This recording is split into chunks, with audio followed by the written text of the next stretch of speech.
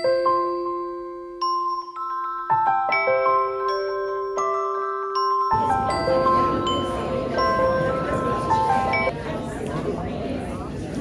evening, everyone. Please make your way to your seat. We're about to get started.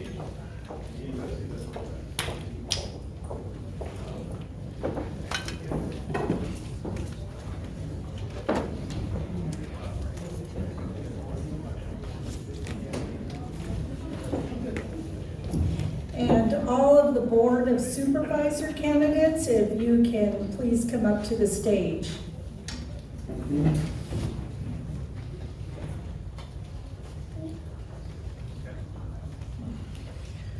Please rise for the Pledge of Allegiance.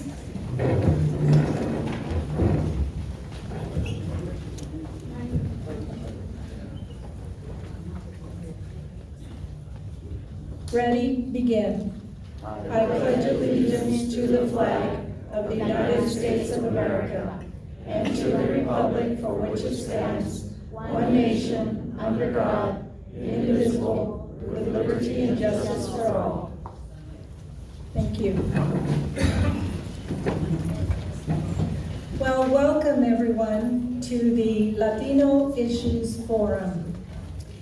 We are pleased today to have invited all of our Board of Supervisor candidates for Districts 1, 3, and 5.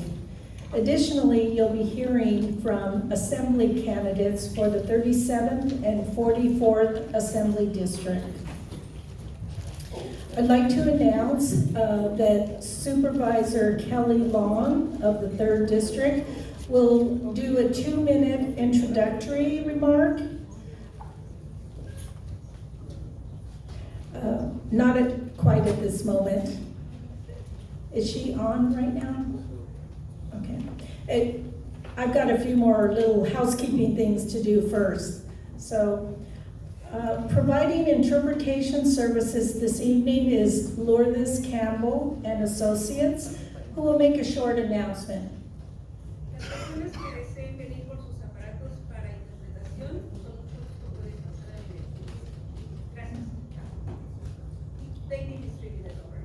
Okay, thank you.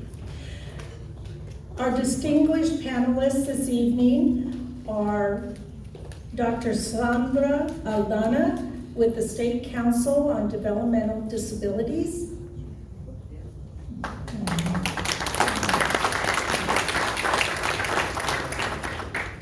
Rick Castanero with LULAC District 17. Lorenzo Moraza with Santa Paula Latino Town Hall. Marta Navarrete with Poder Popular. Alex Mireles with Labor's Local 585. And in the next round, we'll also introduce Armando Delgado with Southwest Carpenters Union. Armando?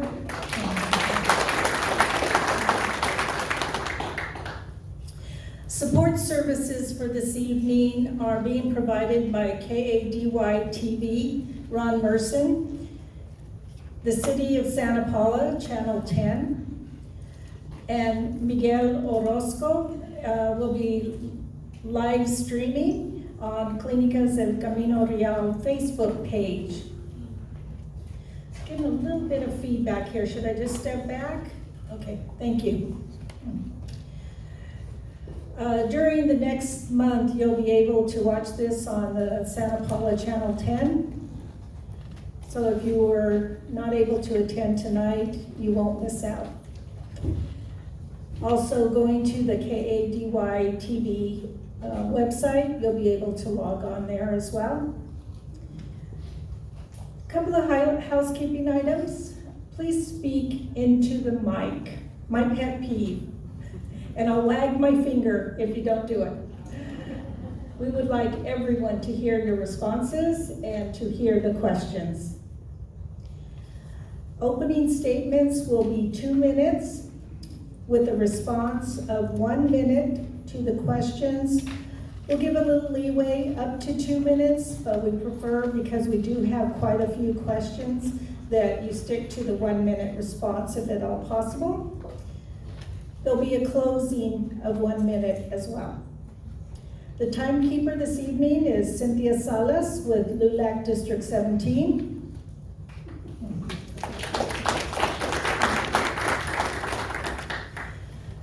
The materials that you have in front of you are current relevant data that's important for all of our deliberations.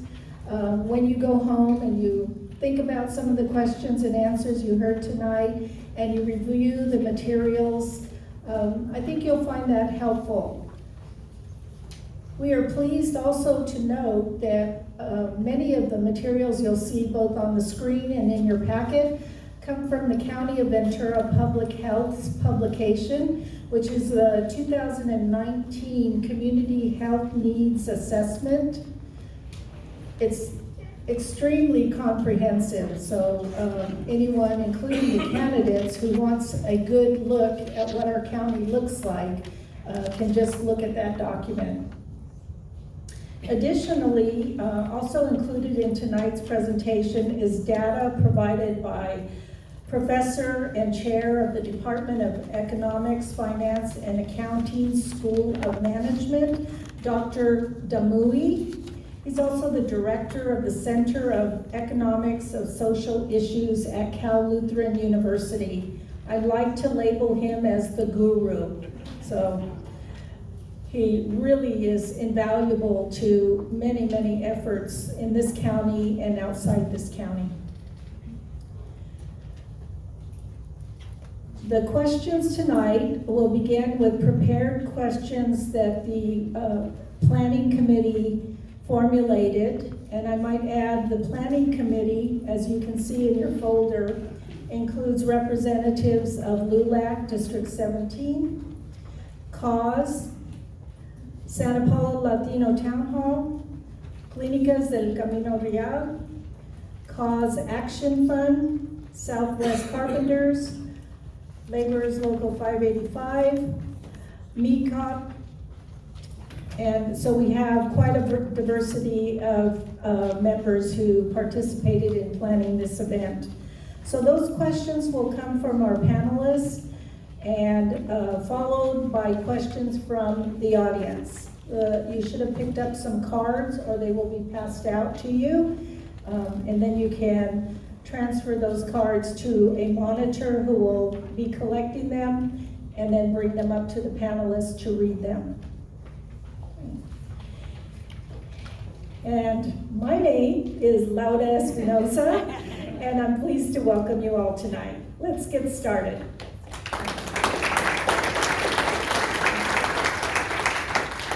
Our first candidate will begin with Monica Gray. Monica, your 2-minute presentation opening statement begins now.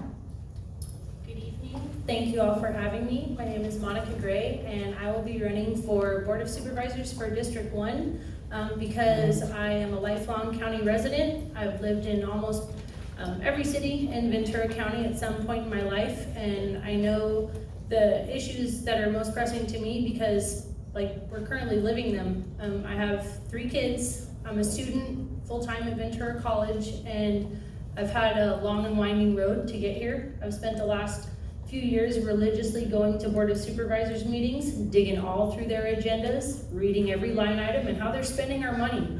I've noticed who cares and who doesn't about the segments of population that are struggling the most, and I want to do something about it. That's why I'm here. I want to hear, what people care about and how we can help, because I think that what I've seen that makes me the most upset is when you raise genuine concerns to the people who are currently in positions of power, they shuffle their papers, they look away, and they don't care. So that's why I'm here. Thank you, Monica. Next is Carmen Ramirez. District 5, right? I know many of you in this room, and some of you know that I have been I am an attorney. I've been a legal aid attorney in this county since 1978. I'm currently in private practice, but I represent so many people who are not getting their fair share of the resources of the wealth that we produce. I now have been on Oxnard City Council for 10 very long, very hard years. I want to continue at the Board of Supervisors, bringing that sensibility of what our farm workers, our immigrants, our low-income folks, our seniors, our disabled people need from the county that should be providing the services to us and to our children so that they can thrive and be the basis for a more prosperous, healthy economy. We have many challenges. They're financial. A very huge challenge is climate change, and we have to deal with it. It would be nice if it would just go away. We have to take the opportunities that presents for us to transition to a cleaner, more healthy economy that will allow us all to thrive, find good jobs, find prosperity and health. And I think we've done a lot of that in Oxnard. We have a ways to go, and I am very pleased to be able to have the privilege of running for the supervisor position here in Ventura County. And I do believe this: while I would represent Oxnard, the majority of Oxnard, it's important that every supervisor takes the interests of everybody in our community when they make a decision. And my vote is always for the health of all of our people when we make any decision at the county level. Thank you. Our next candidate for the 3rd Supervisorial District is Kim Mara Stevenson. Kim? Thank you. So I'm Kim Mara Stevenson, candidate for County Supervisor District 3, which runs all the way from Wainimi up to Piru. It's the long, narrow district up the center. I am a lifelong career public school educator. I am also a community activist, president of a nonprofit community organization. I've been doing equity work my whole life. Even as a child, I was asking tough questions, and I consider this a passion and a specialty of mine. I am the granddaughter of immigrants. My grandmother was a Chinese campesina in the Central Valley. My grandfather was a Hong Kong immigrant who came here at the worst time in American history for the Chinese people. My other grandfather is an Italian immigrant. I have worked for equity for a long time, and when I decided to run for county supervisor, one of the first things I did was come out to Santa Clara Valley and meet with individuals and organizations from this community, because I recognize that there are unheard communities in small towns like Tulare, where my grandparents grew up, are often treated as numbers instead of as people who need services. And we need to make sure that all people are heard, and that's considered in every decision we make. When I came here, I heard issues with access to services, accessibility to services, accessibility to their supervisor, and I want to make sure that we have access to health care and to education and to transportation. I heard issues about affordability. Even our police officers can't afford to live in Santa Paula. They're living out in Valencia. We need to make sure that we have affordable housing as well as jobs with living wages, and we have jobs that are forward-thinking and sustainable in the future. And then we need to sustain our natural resources, our land, air, and water.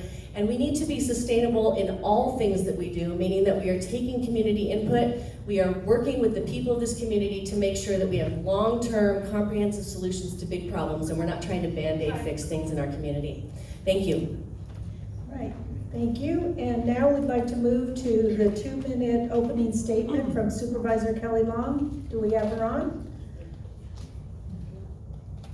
Supervisor Kelly Long with the 3rd District. You're on, Kelly.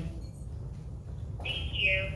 Hello, I'm so sorry I can't be there today. I just wanted to say thank you for the opportunity to provide a statement to the important issues for our Latino Issues Forum tonight.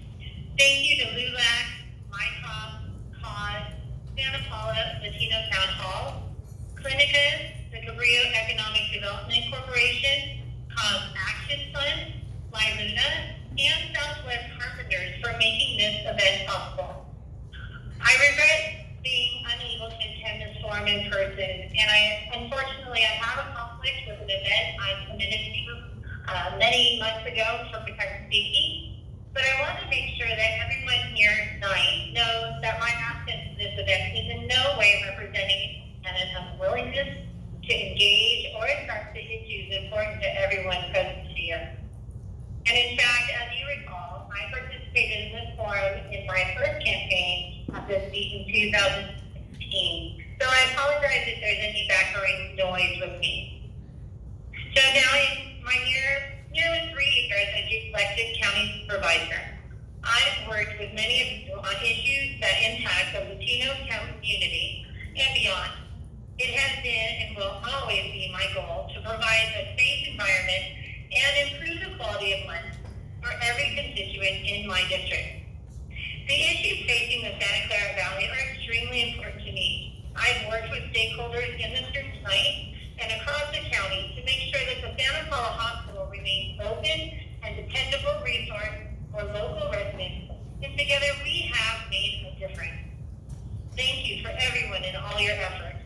And I continue to engage with our behavioral health experts to fight for the resources to be directed to the Latino population to create parity and healthier communities.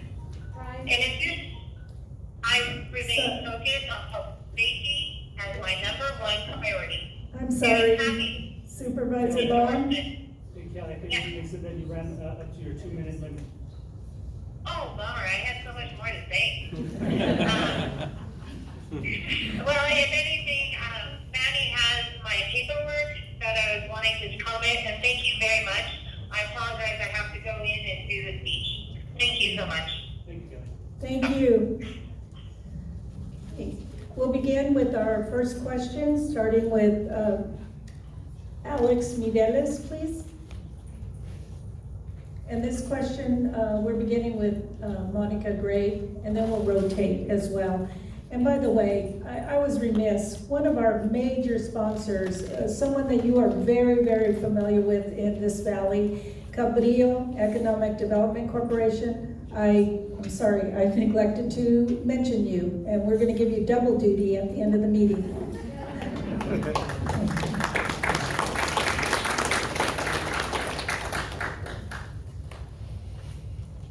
How would you describe the role of an elected county supervisor? Is your primary focus to advance the interests of the county government, or are you there to represent the interests of the district that elected you? Is one more important than the other?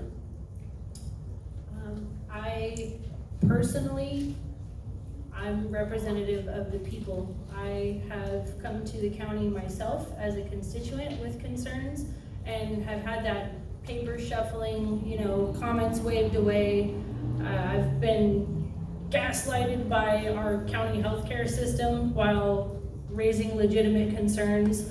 So, that whole governing by Lean Six Sigma, do as much as possible with as least possible and treat people like dirt is not the way I operate. I really, really value the input and experiences of the constituents. So I definitely place the concerns of the people over the concerns of the county. Carmen? Thank you. It's a very good question. I think the reality is the government is supposed to represent the people. The government functions as not a business, but as an entity that's supposed to take care of the basic needs of the people. Safety, health, security, and keep things running and keep our county efficient. But if you're only there to represent the mechanism of the county government, you need to find another job. We are there, the supervisors are there to represent the people and their needs and to speak for them. We have a representative democracy. We don't have a democracy where every single person votes on every single issue, but the supervisors or the council member or the Senate is supposed to represent the people of their district, but keeping in mind what is the impact on the whole. And I've certainly had experience of this in Oxnard. If you neglect one part of the city, it's going to hurt the whole city and all the city's resources. So not so simple to say, we're going to represent these individuals who live in my neighborhood. It's got to be more than that, and it is for the benefit of the people. Thank you. Ms. Mara Stevenson? Yes. So we represent people. So that's the first thing, and my job will be to go out to the people, be present for the people in all of my areas, and take those voices to the Board of Supervisors. Once there, you're faced with the input from the county employees, and your job is to make sure that we're doing the best we can given the input from the people with the resources we have at the county level. Beyond that, we also need to advocate. So we need to make sure we're taking it a step further, and that we're not only bringing the voices and working with the resources we already have, but advocating for additional resources or reallocating resources that we have in different ways. So taking what we have, maybe we're not using them quite the way it could be, and using efficiency or reallocation of resources to meet the needs as best we can. And when we don't have enough resources, do the best we can to then advocate for more, whether that's from the state, from grant money, or other sources that are out there. Thank you. Question number 2, beginning with Kim Mara Stevenson, going the opposite way. We had high expectations that electing the first Latino to the Ventura County Board of Supervisors more than 10 years ago would result in socioeconomic improvement for our Latino community. The data that has been provided shows that very little has changed to our population.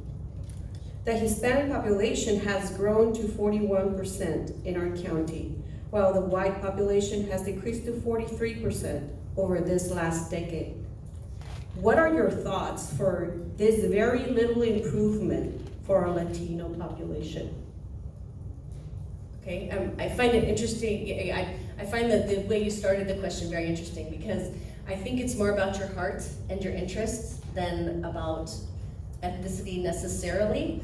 My heart and my passion has been in equity and has actually been with the Latino community for a long time. It was actually my college essay. My PhD at Stanford was based on it as well. I speak Spanish, and I've worked in education specifically with the EL population, which is one of the needs of the Latino community in the schools, is making sure that they're learning English. So I've served on master planning committees. I've been on the ethnic studies committee. I will take that same passion to the County Board of Supervisors and make sure that that voice is heard, as well as the voices of all the other underrepresented people in the community, because I understand my own economic insecurity, my own history, my own experience with mental health in my family, the whole thing. I understand disparities and inequities, and I will be there to bring that voice, and I promise that because I don't know it any other way.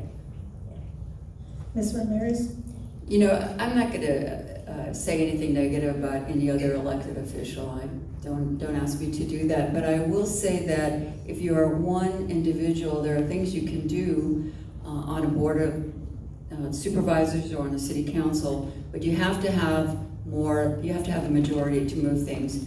And I have seen some movement, particularly when it comes to environmental justice, and I really appreciate that. I think that one of the challenges we have is political power generally. A lot of our Latino community that can vote does not vote. A lot of our Latino community is terrorized by the current administration. People, and my city of Oxnard is the only city that did a safe city in this county. So having the representatives we had there made it possible, and I haven't seen that happen anywhere. So it helps to have other people who support you. It helps to have your constituents come and demand, and they have of me and of my colleagues, and I know of the Board of Supervisors, and you can't give up, you have to keep pushing. So please, let's keep pushing. Okay. Ms. Gray? It's very apparent that, when you're one of a board of 5, that you might feel like it's you against the world, and when it's, not very representative of the entire population, it is kind of discouraging for people when you don't see, a face like yours among the candidates up there. Then you might feel like, well, where's my representation? And I have kind of a unique experience because I grew up in Santa Paula, and Santa Paula is a largely Hispanic community, but for lack of a better term, I was raised by people with very backwards ideals, and you realize when you're surrounded by people with less than compassionate views, you might start to absorb that. And I feel like there's this pervasive feeling in Ventura County where, you make one little bit of progress on behalf of a marginalized population, and then there's always this kind of like crowd with the pitchforks in the back, waiting to dismantle any progress made. So I can see why it's a little discouraging for people, and it might seem like no progress has been made, but like I was at a demonstration to get rid of chlorpyrifos being used, and I saw Supervisor Zaragoza walk by and gave us a little wave and a thumbs up. Just even that acknowledgement that he cared about what we were talking about and what we were standing for. That was cool. That was really nice to see. Thank you. And what you see rolling through the screen are relevant statistics, and hopefully that will help trigger some of the questions that you from the audience might have as well. Next question, Mr. Moraza. And we'll start, with Carmen Ramirez. What can you tell us about, are we on? Okay, thank you. What can you tell us about the major challenges facing Latinos in Ventura County? Do you consider Latinos to be a special interest group or a vital constituency in the county? Second, what policy initiatives have you given thought to address the structural issues facing Latinos? Humans are not a special interest group. Companies, business interests, stockholders, corporate interests, those are special interests. But the people are the business of government, taking care of the people. Without the people doing the work, providing the wealth that we see. As I drove here, I drove through the fields and remember who creates the wealth in our society. It's the people who work and the people who take care of their families, their children, their elders. And people are not a special interest. That's what we're all about. My initiatives would be better health for people. We know that your health, unfortunately, and your life expectancy is dependent on your zip code. That is more of a telling factor in how long you're going to live, how healthy you're going to be, than whether or not even your race. It is about your income and your ability to get a good job, to get access to good health care, to have food that's healthy, and to have exercise and clean air and opportunities. So my focus will be on health. Ms. Gray? I don't think that any certain population is a special interest group.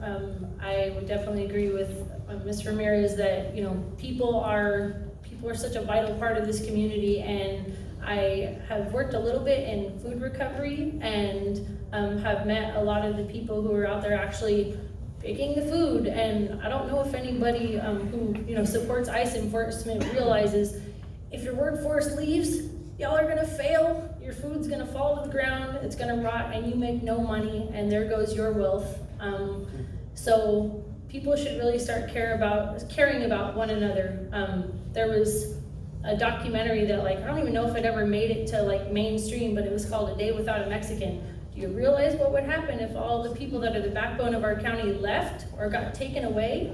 The people you know and love and care about are the people that are being affected by all this going on. So, if you don't stand up for them, then not a very nice person. So that makes me really sad to see, this huge divide and people kind of using it like that, are they a special interest group? No, they're just human beings, that care about one another and just want to work and have a better life for they and their family. And it makes me really upset to see the things being done right now. And perhaps you can elaborate, Ms. Kim Mara Stevenson, on the challenges. Right, so because we've got two answers here. Right, I was waiting for It's kind of a two-parter. One is, do you consider the Latino population a special interest? And I think it was already a consensus, no. And maybe you could talk a little bit about the challenges that facing Latinos. Thank you, because I was going to ask him to repeat the second part, because I kind of missed it when he said it as well. So sorry I interrupted. I want to say that, no, it's not a special interest group, but it needs special attention, the Latino population, because there are disparities and disproportionalities throughout the statistics that are presented in that report, and that we see over and over in almost every category of success. We see disproportionalities that are not favoring the Latino population. So while it's not a special interest group, it needs special attention. Now, at the same time, I recognize that people are very complicated, and that when it's not just being Latino that causes that, there's a lot of issues in that, like access to jobs, discrimination, language, leadership opportunities, representation, all of that matters. So it needs special attention, and we need to look at, for every problem, what is the actual issue that's causing the disparity? Yes, it tends to fall on the Latino community, but what is it that's specific to that so we can address that problem? So the challenge to me is going to be getting people to look at specific issues, getting the Latino community around that table to inform the Board of Supervisors on how they see these issues and what specific issues can be addressed at the Board of Supervisor level to address them, and address them not just because you're Latino, but because you have needs. You need this in the education system, you need this in representation in government, you need this economically, you need the access to these types of jobs. And you can dig deeper and deeper so we can specifically address the things that are gonna solve the problem, because general things don't solve the problem. Actual action and planning does. So it's getting people around the table and addressing the specifics. Thank you. Our next question will talk about partnerships. So community partnerships in this valley have been very effective and have been the leading advocacy voice for many who don't have a voice. Dr. Saldana, if you'll proceed to question 4. Will you approach Latinos as partners to work with in addressing and solving the problems we face? And if so, how will you build this relationship? Monica Gray, please. So being in contact with the organizations who are on the ground floor doing the work, like the Coalition for Pesticide Reform, CAUSE, MyCop, one of my personal goals is to actually attempt to learn indigenous languages, because I know that it's not just Spanish. I did an event out in Oxnard, and I realized it's oh, okay, I have very cursory Spanish skills, but I would like to expand my ability to even just communicate with people better, and find more of the opportunities to really pinpoint what they need help with the most, and throw resources at that. And the phrase "you don't know what you don't know" really applies. And for me, I realize that I have a huge knowledge gap, but I'm working to close it and just try to find the people who are more knowledgeable about those issues and connect with them. Thank you. Yes. Partnerships. I've learned that being done without a community base, and that's what's worked in Oxnard. I think that's what works at the county level when people get organized. And who organizes people but our nonprofits? In this room, I see people from MyCop, people I've worked with pesticide reform, and people in the labor groups. We can't get anything done unless we work with our community. These initiatives that we want to push are not going to happen unless we have community support.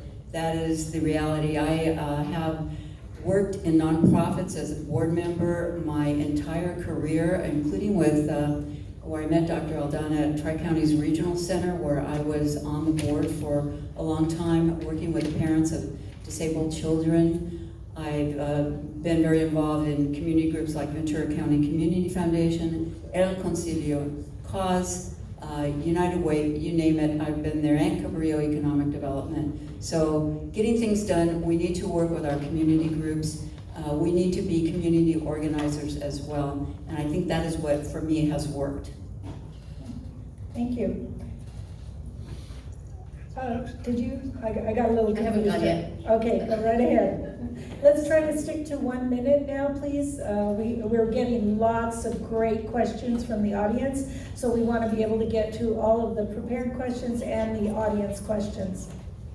Will we be allowing 2 minutes for this to answer this last question since everybody else wants to? It's 1 minute, up to 2, preferably 1. I see. That was the instruction. And now we are gonna be really strict, and it'll be 1 minute after this question. You complete your answer. Got it. Okay, so the question is, will we build partnerships and allow Latino voice? Of course, and that's what I have done, and I guess what I want to spend my minute on is what happened in my classroom today. So I left school administration to run this campaign. I've gone back to teaching, and this is exactly what I'm doing. I'm teaching in a high school program at the Oxnard College campus. My class is 90% Latina, and what I'm doing with them right now is I'm working with them. We started with their skills, interests, and talents and what issues they saw in the community, and then they did some research on those issues, and they started working in groups to develop action plans around how they might make an impact on those issues, and today they presented those in the classroom. And we had groups working on farm worker rights. They want to connect with UFW and work on farm worker rights. We had another group working on body image, another wanting to work on pollution, another wanting to work on citizenship paperwork at Swap Meet Justice after they heard that I had been there helping people with their citizenship papers. Another one wanting to work with shelter animals and Habitat for Humanity. And this to me is empowering our youth and bringing their voices and giving them power and feeling like they have a voice, and that in the future those young Latinas and a few Latinos and a few other are feeling strong enough and that they have a voice and that they will make a difference in the future. Thank you. Okay, final question for this section. Rick Castanero. So all of you have maintained that you want to create an ongoing dialogue with the Latino community, but could you please give a new way that you will do so? We'll start with Monica. One thing that I've started focusing on is the current neighborhood that I live in. I live on Ramona Street on the avenue, and I'm focusing on like the kids around that neighborhood, because the overwhelming thing that I'm hearing from them is a lot of them are like parentless. They're literally just adrift, kind of running around the neighborhood. They've been told that they're not worth allocating resources to. One of the people that's trying to help get the pool built on the west side, and what we've been hearing from city officials in Ventura is that they don't have the money for it, it's not worth it, and they can go to the east side. And I think that all these kids are hearing a really, really awful message that they're not worth the investment, and that's really detrimental. So I'm starting with the youth and asking them, what they would like to see done for them. I think that one of the advantages of being a supervisor is you have a staff. Right now I am a council member. I feel like I'm doing my work 24/7 because I'm very accessible. So the advantage of being a supervisor is you have a staff to pass some of the work off to respond to the needs of the community. I think what's really important is that we get people to vote, to exercise their political power, to register people to vote. And also I would like to mention the census, because the census is so important for us to get our fair share of our tax dollars that everybody's paying, whether you're an immigrant, lawful immigrant or not. Everybody's paying that. So I think getting people to understand their responsibilities and their rights is the first step, and we do that through all of the different community organizations, including the PTAs, neighborhood councils, and service clubs, and so much more. Hard to say in just 1 minute. All right, next. Okay, so dialogue. This is something, again, I've been doing for a long time. So some key issues with engaging in dialogue is inviting and giving them access. So if that means you need to bring people to the table because they need transportation or they need translation, whatever it is they need to get there, you need to get them there in order to hear their voices. And then you need to engage them when they're there, so make sure you have topics. One thing I learned as a school administrator was food brings people. And so when I had food or I had entertainment, like I had the Folklorico come I hired the Rio Mesa Folklorico come, people would come. I've done this through the Ventura County Women's Forum Collaborative as well, where we've always worked collaboratively in partnership with other groups. So we've worked with CAUSE, we've worked with lots of different organizations to make sure that it's never us feeling like we're the experts, that we're bringing many people around the table and just finding the people and giving them access to that dialogue. Making sure that we have the organizations and that they're thriving. So at the high school, bringing back the Mecha Club, bringing back a Black Students Union, and I will stop there because my time's up, but those are some ideas. Thank you. Thank you. Okay, we'll move on now to policy questions. And if we could start here, Alex. Oh, I'm sorry, Martha.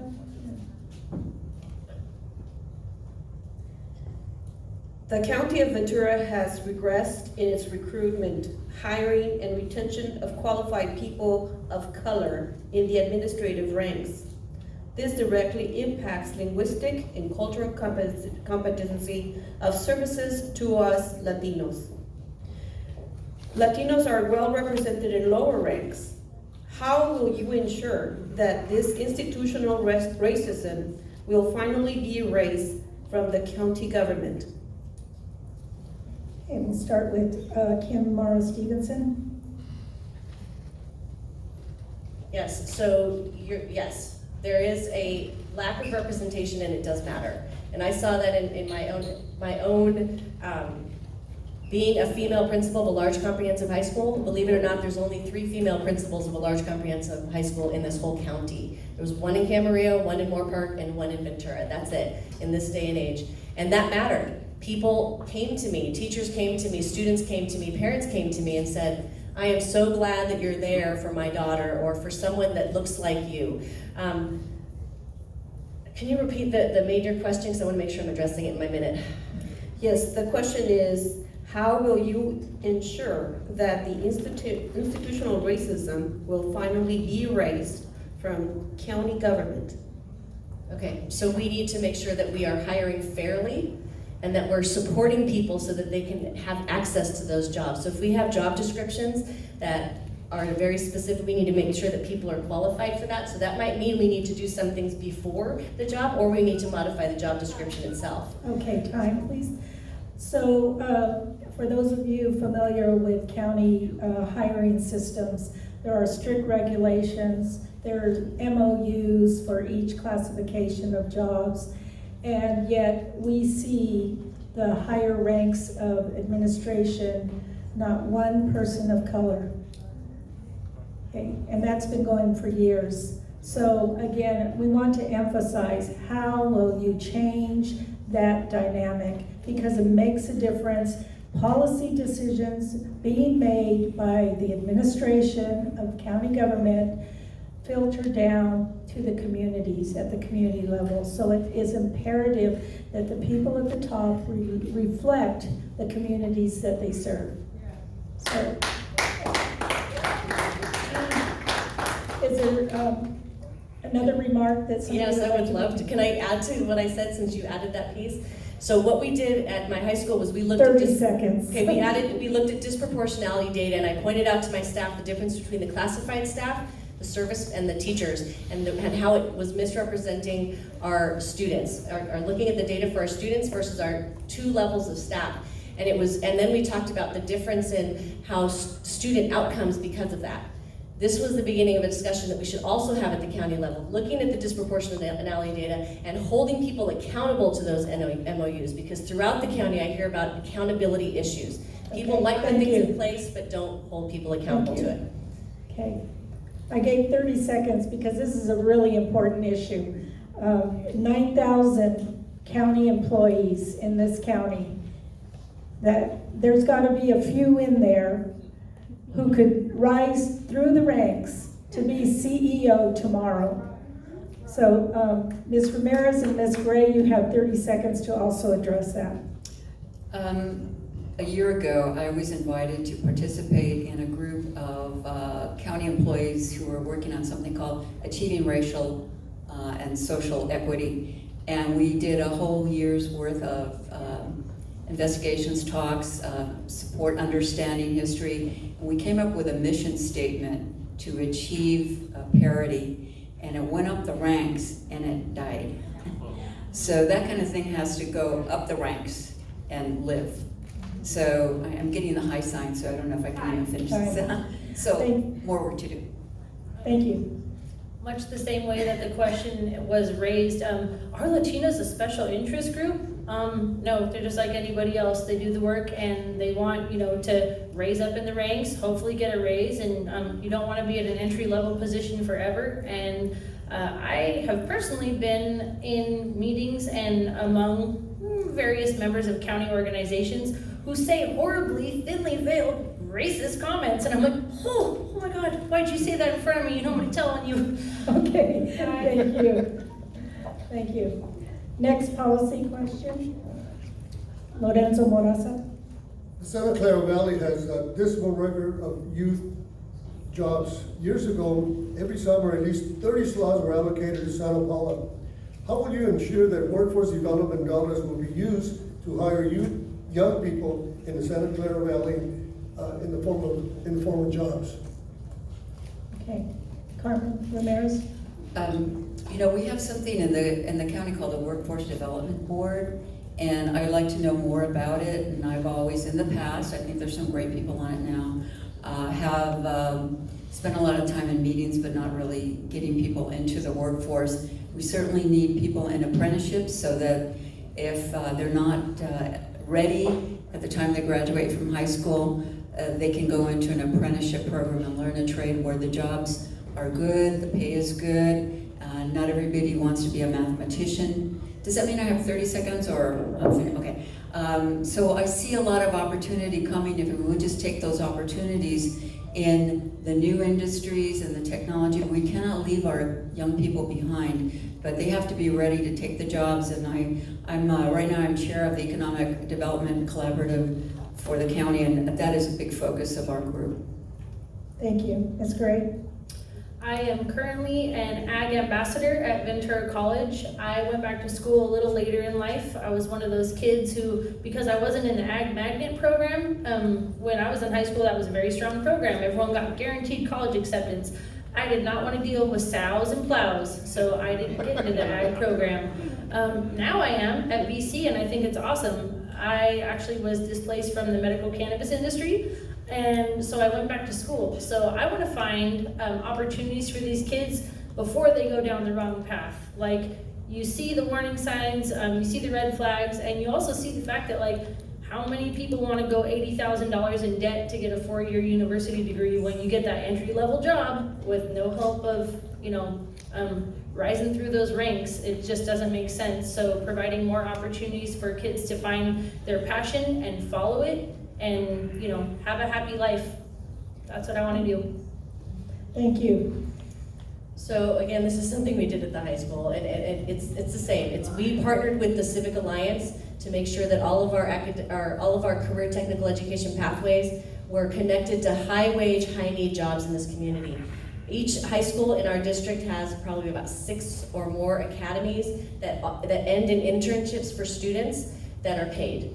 And at my school we had agriculture, we had robotics, we had information technology, networking, digital media, digital music. We have all kinds of mariachi. And these are ways we can connect that, build those partnerships, and make sure that kids have opportunities and partnerships and that our workforce is ready to take them on.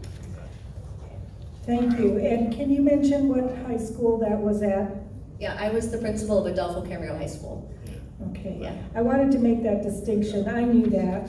Yeah. But you yourself raised the issue about disparities. Yes. And so it's amazing that you have that many internship opportunities when here in the Santa Clara Valley, there are so few. In the city of Port Hueneme, I would imagine that they have the comparable amount as the Santa Clara Valley, which is a big fat 0. So we raise this issue specifically to bring awareness that there are federal dollars under the Workforce Development Board that are not being equitably spent throughout the county. Well, thank you for your response. And I would love to work with those school districts and all over to bring these, because it was really exciting. Hueneme, by the way, is part of the same school district, Oxnard Union, so they get the same services. Okay. All right. So it's 7 o'clock, and we'd like to start with some community audience questions. I think, however, let's take a look at how many questions we have here. I might override the suggestion here. Which isn't you, pushing the envelope, right?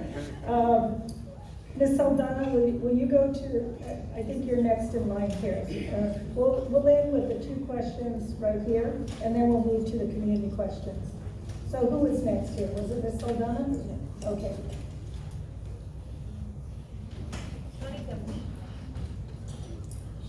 County government spends millions of dollars each year in litigation against its own employees in personnel matters.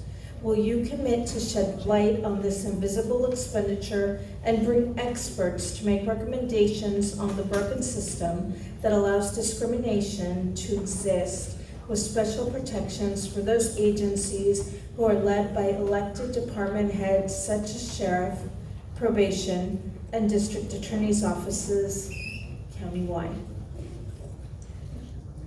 All right, let's start with Ms. Mara Stevenson, please. So the question is about the county spending millions in litigation against their own employees. We're going to assume there's a lot of harassment and discrimination cases, workplace terminations. So the public is really in the dark about how much money is really spent on those kinds of things. In the newspaper recently, we saw a DA investigator who brought suit against the county. There's been another individual on the probation agency that we're familiar with. So address the millions of dollars spent on fighting against their own employees. Well, my mom always taught me, if you do things right, you don't have to worry about that kind of stuff. We need to clean it up at the county level and make sure we're doing things right. I talked earlier about efficiency and reallocation of resources. Those are wasted resources. Those are monies that could be going to services, to protecting our environment, to doing lots of other things. So yes, I would say that would be a priority, to do an audit and make sure that the auditor and the consulting firm or whoever's doing that work is also ethical themselves. Accountability is an issue that's come up in many, many places, to make sure that I've heard lots of places and from lots of people that we need to take care of, and yes, I would make that a priority. Thank you. Ms. Ramirez? Is this a 30-second or 1 minute? 1 minute. Okay. On the Oxnard City Council, personnel matters are generally confidential. And the person who's the subject of these cases has a right to privacy. So unless they waive their right, the public is not going to know. However, in the closed sessions that I've been in where these matters are discussed, potential settlement, going to trial, or making a decision not to, that's where the supervisors come in and say, no, let's go to trial, or no, let's settle. And I've had the opportunity, not necessarily in personnel cases, but because I am a lawyer, I have 40 years of experience including in employment matters. I know when I have an opinion about when a case is good and when we should just stop the bleeding. And I've been able to do that in our own city to stop wasted litigation and make better decisions. So I think that's an asset. Thank you. Ms. Gray? Something that I heard a lot from someone I admire was act right or get acted upon. So if your department, your agency is treating their employees unfairly, if they're doing illegal things, discrimination, harassment, retaliation, then you shouldn't try to sweep it under the rug and litigate your way out of it. You should actually own up to it and apologize and do more than like post a notice of findings like, yep, we found they discriminated against people. Cool, what are you gonna do about it? Well, we posted the notice. That's not gonna solve anything, and it's not gonna improve the way your organizations are operating. And it kind of goes back to the cultural competency within organizations, because again, some of those comments that I've heard that I'm like, you realize that's very, very illegal, right? And they don't care, because no one calls them on it. Thank you, Ms. Gray. You raised the issue about unfair labor practices, so that's a whole new ballgame. Thank you. All right, next question. Let's move along, and you all have 1 minute response time. As a Board of Supervisor, will you commit to return the community college bond measure funds used to build the Ventura County Sheriff's Academy that voters overwhelmingly supported for a community college center in the Santa Clara Valley? This is a bone of contention in the Santa Clara Valley.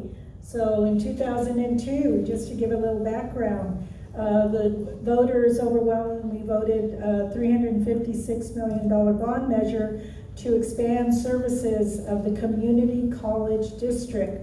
Unfortunately, much of that money went to establish a county function, which is the Sheriff Academy in Camarillo. So still unresolved in the minds of many people in the Santa Clara Valley. So if you could please address the question. Sure. 1 minute. Me first? Sure. Okay. Well, I would like to see the money that was supposed to be used for the college district used for students and the college district. I had the pleasure of taking a soil science class this semester at East Campus, and we were in a carpeted classroom. They do a whole lot with what they have, but you know what? They could do a whole lot more if they had the money that was supposed to go to them. And I've seen a little bit of a waste of tax dollars on behalf of by the Sheriff's Department, so not a huge fan of giving them more money to waste. I want to know where the money went and what they spent it on and why it isn't going to the school. Simple. Quit playing the shell game with our tax dollars. It's annoying. Hey, Ms. Ramirez. You know, I would like to look at the bond. I'm not really familiar with it before I commit to getting it to where it should be. Obviously, this valley needs more robust community college services. And if it was used for an improper purpose, then somebody or a lot of people are in trouble. So I need to know more about that. Clearly, our community college system needs to be fair to all of the residents, and this has been an issue in Oxnard I have personally gone to the Board of Trustees some time ago to lobby for classes to be maintained in the city at Oxnard College because our students need them, our community needs it. So I'll certainly take a look at it and hope that I can reintroduce that and get more funding back for this valley. Okay, thank you. I also would like to look at that bond and and again, hold people accountable to what they promised. I'd have to look at it though before I could commit, but I definitely would make that an issue. I'm working at the Oxnard College campus myself, and I also have gone to the Community College Board to advocate for environmental justice actually for our students. There's kind of an assumption that Oxnard students won't be as interested in green energies as Ventura and Moore Park students are, and I just felt that was wrong and spoke up about that and was able to get the unanimous vote that they would put the same green energies, the same solar paneling, the same chargers on the Oxnard College campus as others. Carmen was in on that as well as were other people. Yes, it's important, it's very important, and access, as I said earlier, is very important to this community. We need to get that out here as well. Okay, thank you. All right, we'll move on to the audience questions, and we have a variety of topics. They're color-coded by theme. We'll start with the first one here on civil rights. Would you support a sheriff oversight committee? Yes or no, and why or why not? 1 minute response, please. Carmen Ramirez? Yes. And why or why not? I think, especially when there's been some distrust on the part of the community, and there is, I don't think the sheriff's entity, either at rank and file or the administrative level, should be afraid of it. That's a natural function. It happens in LA. I think it works pretty well, and it really engenders trust of the community. So I think it's a good idea. Okay, Ms. Maura Stevenson? I believe that public funds, we're held responsible for those, and we need to make sure that they're being used wisely and ethically. And I would listen to the community, hear their concerns, look at what oversight and regulatory bodies there already are, and then if we need to add an additional one, if we can't revise what we already have and we need to spend money on another one, then do that. But let's look at what we can do with what we already have first, and then see if we need to go further. Right, Ms. Gray? I'm definitely in favor of an oversight committee. I have personally witnessed some questionable behavior by, various members of that department, and I know that there's a little bit of, I guess, like interagency favoritism that might show up. So, even within like hiring issues, it's like, hey, why not reward the ones that are doing a great job and, instilling that, like building trust within the community, and also holding the ones accountable who aren't doing right or acting right by people. And I want to see the numbers. I want to know how much that raid cost 5 days before the election, when cannabis became legal, and they spent all of that time and money tearing up a collective and harassing my neighbor. So I want to know what the price tag on that was. I think everybody wants to know how they're spending the money and what they're doing to people. Ms. Ramirez? I think did I not answer? Oh, I'm sorry. Yeah, that's Did okay. we all I'll go go again. through it? Okay, multitasking here, sorry. Okay, let's move on to economic development. Every day, families work multiple jobs that don't provide an adequate wage and benefits that allow families to thrive. How would you encourage economic development that brings in quality jobs and that businesses and employers pay their fair share to provide for health, housing, childcare, and other vital services? Economic development. We'll start with you, Ms. Gray, and go down. Well, I think that we have a long way to go because Ventura County's cost of living is so ridiculously high that people kind of have to cobble together all these jobs just to meet basic needs. I'm a full-time student and I have a part-time job and 3 kids. Thank goodness that I have a rent-controlled apartment. Otherwise, I would not be able to live here. I know many people who have really, really high-paying jobs that still can't afford to live here. So providing like the job training opportunities for people and the pathways into industries and jobs that will actually provide a living wage is really important. And if you don't have those here, then we can't even guarantee basic living wage for people who are in the healthcare industry, and yet we're like, oh, this is one of our major 4 job sectors. Come here, get a job in health, and then you lay off half the people you just hired at the hospital. So back to square one it goes. And Ms. Ramirez, economic development. Well, I started quite a few years ago with Coalition for Living Wage to get the county and the cities to give people who work for them through contractors a living wage. So I certainly believe in that. I think their minimum wage is ridiculously low. Economic development, though, gives people the opportunity to be in entrepreneurial settings, and the regulations and the permits have to be flexible and reasonable enough for people to do it. These are hard questions to answer in just a minute. I think that one of the things we need to do is to make sure our young people coming out of high school or college or reentry have opportunities to get involved in our local businesses. We need to give a preference to our local businesses when they bid, to the extent we're allowed to by state law. And I think that's a start, and we did that in Oxnard. Thank you. Ms. Mara Stevenson, economic development. What are your thoughts? Thank you. I see 2 things. One is that we have an economic disparity in this community as well as around the country, a huge gap between the top and the bottom, and we're losing the middle class. And one solution to that is to increase the voice of the people who are at the bottom. And how do you do that? You do that through unionization, through gathering together, organizing, and being able to stand up to the CEOs and the executive committees who are going to do fine if their industry dies. They will be fine because they've made enough over the years to continue living, where their workers will be left high and dry. We need to transition those industries. We need to transition those workers and prepare them for forward-thinking future industries that will be sustainable in the long run. And we cannot rely on our executive teams to do that for us. And if we don't gather, we have no voice, because we just don't. We need to unionize, and we need to transition industries to the future, because the people at the top will be fine. We need to take care of everybody. All right, thank you. One more question, and then we'll move on to the assembly race. There are plenty of seats in front and in the middle if anyone would care to sit.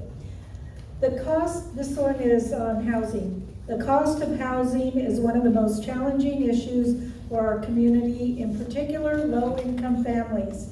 How would you work with nonprofit developers to facilitate the permitting, financing, and construction of affordable housing in our county while balancing the desire of our community to preserve open space and agriculture?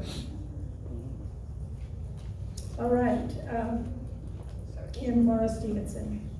Okay, so yes, we need more low-income housing. We need more housing in general to bring those industries to this area, because I do hear people in industry saying they can't bring their businesses here because there isn't enough housing to house their employees. So we need to do that. Now, how do we do that? I like the sound of nonprofit developers. And so we can, at the county level, develop PLAs and other labor agreements and other initiatives and take the lead on setting the tone and the standards for who's going to do that kind of work and how are they profiting from it and who are they developing for. That they're developing for our low-income people, that they're developing for our local people, and that they are working hard for us that will stay here and not people who are going to come and do the work and take off after that. That they can be held accountable, and that they will stay with us and provide the services that low-income people need to also be able to stay in that housing, whether that's counseling, tutoring, fitness, whatever it is. Thank you. All right. Here's one that's very important I'm sorry. Are we gonna do housing? Did you do housing? No, I didn't know. I like to time myself, that's why I'm messing with my phone, because I like to keep within the limits and not get that red light. Housing, I have spent a career working with tenants who are being unjustly evicted, did a lot of work for Rancho Sespe, where the farm workers are being evicted, so we do need housing. Our county and our cities have approved SOAR, so housing cannot sprawl. We have to go up, we have to be denser, we have to be smarter, and we have to allow people to build the kind of housing they want to build, again, with project labor agreements, labor unions doing the work, that's work you can trust, that's not fly-by-night, people with crummy materials and not well-paid workers. So we are gonna have more housing. I would love to be able to talk about the regional housing needs assessment that requires our 6 counties of Southern California to provide 1.3 million units in the next 8 years, and we're gonna have to do a lot of that, and it's gonna be good. Ms. Gray? I'm fortunate to live in a brand spanking new community that has solar panels and gray water capture, all that great green building sustainable stuff that's near and dear to my heart that I want to see more of.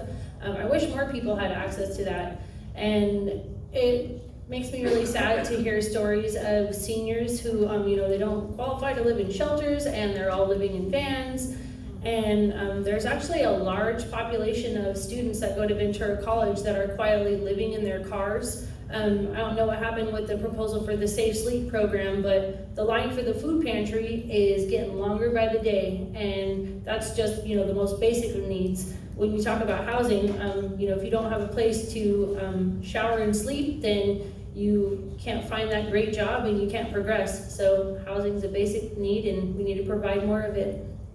Okay, this is really the last community question. If we have time at the end, we'll go back, because there are some unbelievably well-informed community members who really care about their community. So let me just quickly take 30 seconds to do this one. This is about the environment. What policies, projects would you like to see and support under a Ventura County Green New Deal? Okay, Monica, you want to start? My big pet project right now that I've been working on is reducing food waste, feeding hungry people, and this whole farm to table movement, before it became like the hip thing to do, this is actually what we should do because it's cleaner and greener. The farther you have to transport food out that may or may not even make it to market, that's a waste of labor and resources, and we have a lot of food here and a lot of people that need it, so let's focus on that. Okay. I'll talk about something we've already done and we need to continue working on. Most of the cities of Ventura County belong to the Clean Power Alliance, including the county. That's Oxnard. We have 1 million customers. 1 million customers means buying power. That means we're gonna have to build renewable energy facilities in our county. I'm chair of the energy planning, and we are going to review projects in our county for those renewable energy, battery storage, and other items. So that's one thing. Okay, time, right on. Ms. Mara Stevenson. Yeah, we are overly dependent on oil and gas in this community, and I would like to see that decreased and transitioning our workforce to take on newer, more renewable energies, because the state and the federal government are coming down on us as we speak and saying that that's not allowable, and if we don't prepare for that, we're gonna have a lot of people working in our industry that are gonna be left high and dry, where the oil drillers themselves will be fine. So I'd like to see some work around that. That's a clear contrast between me and my opponent. And the second one would be building some infrastructure around access and transportation and alternates to oil and gas dependent vehicles. Thank you. All right, how about a big hand for all of these wonderful responses?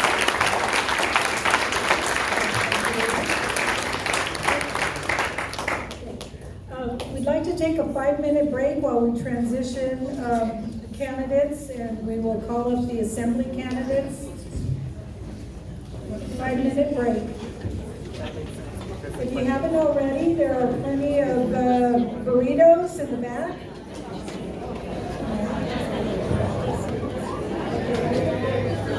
All right, we have all of the candidates here tonight, so this should be really, really informative.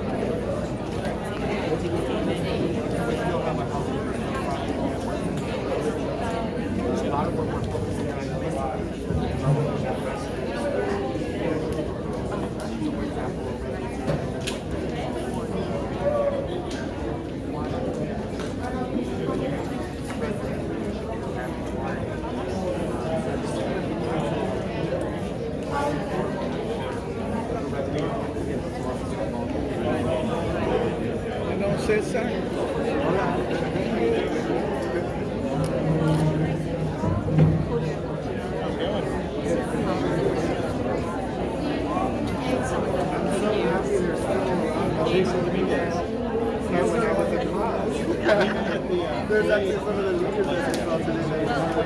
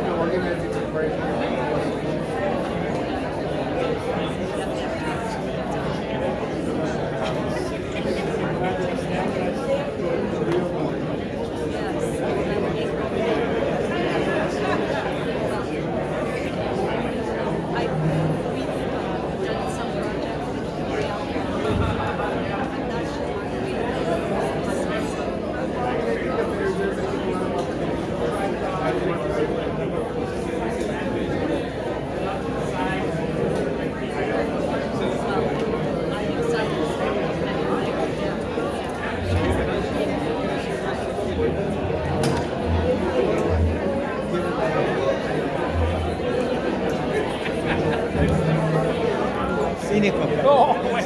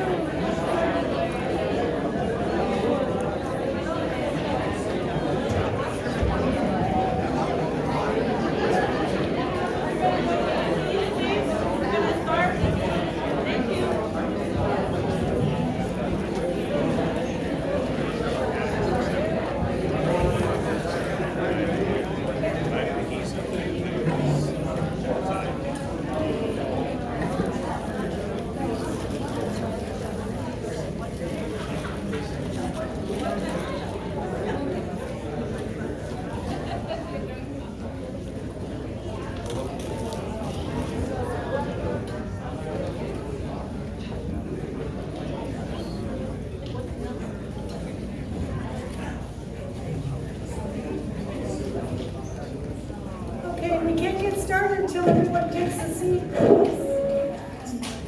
All right, we're past 7:30 now. We'd like to offer the same opportunity for our state assembly candidates as we did with the Board of Supervisors, and also an opportunity for you as audience to ask your questions. All right, let's get started here.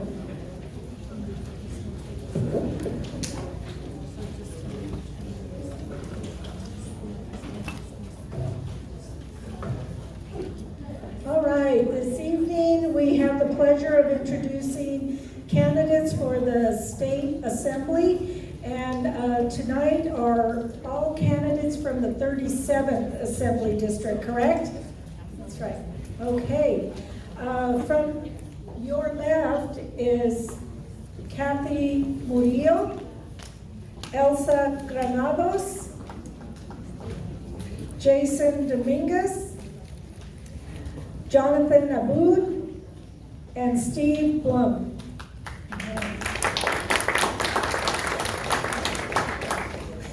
Same format. Each candidate will have a 2-minute introductory statement and then 1 minute to answer each of the questions. And we'll start, we've switched the panelists. Panelist Armando Delgado has joined the panel table. All right, let's start with you, Armando. First question for the candidates. Oh, I'm sorry, 2-minute introduction. And we'll start with Jason, we'll start with Stephen Blum and work this way. Okay, that was a fast introductory speeches. Anyway, thanks for welcoming me here. It's always good to be in Santa Paula. And I want to applaud the groups here that have been active in getting your voices heard. California's, to me, at a crossroads. There's a lot of issues. I could take my whole 2 minutes going through them. But to me, the wealth gap, housing shortage, homelessness, climate change, healthcare, crime, and more. But there are also issues, I believe, with our political system that depends too much on money. Candidates feel the need to raise large amounts of money to get elected. Large donors and groups expect things in return. So everybody else that doesn't donate money gets left out. That's one of the candidates before. So a lot of times to get a politician to listen, you got to bring a check. And on top of that, civility and the spirit of working together are under siege. So one of the reasons I chose to run is because I know I have a knack at bringing people together to work together to find solutions. I'm running because my experience, knowledge, and skills, I believe me in good position to do this job. I get a lot of the issues you were talking about. I was born in Compton. I know most of you already figured that out. I was raised in Pomona, and I came to Ventura County in 1973 to attend Cal Lutheran. I've never left. I love it here. I served 12 years on the Ventura County Community College Board. 5 of those years I was also on the California Community College League State Board. I was 12 years the Teachers Union President, Go Union. Currently I'm an attorney, as a state-appointed attorney that I do parole hearings. I'm also an education law professor at Cal Lutheran, and you're lucky because I'm out of time. I just wanted to close with saying California paid for my education and my upbringing. I was on welfare as a kid. California is assistance is what helped me become successful. Thank you. Thank you. Next candidate. Hi everybody, my name is Jonathan Aboud. I'm running to be your next state assembly member. To tell you a little bit about myself, my parents immigrated to this country from Lebanon back in the 1980s and raised us in a working class immigrant neighborhood in Los Angeles.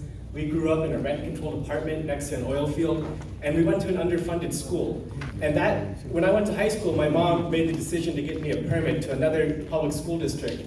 And that was my political awakening as a person. I said, why is there even a good school and a bad school in the first place? And I got really active in politics during the Great Recession. I was a student union organizer with the teachers union, preventing cuts to our public school. I came to the Central Coast in 2010 to attend UC Santa Barbara, where I served as the student body president, and I stayed in my community of Isla Vista, where I still live, to work on self-governance, to empower my community, and work to pass a bill in Sacramento to do so.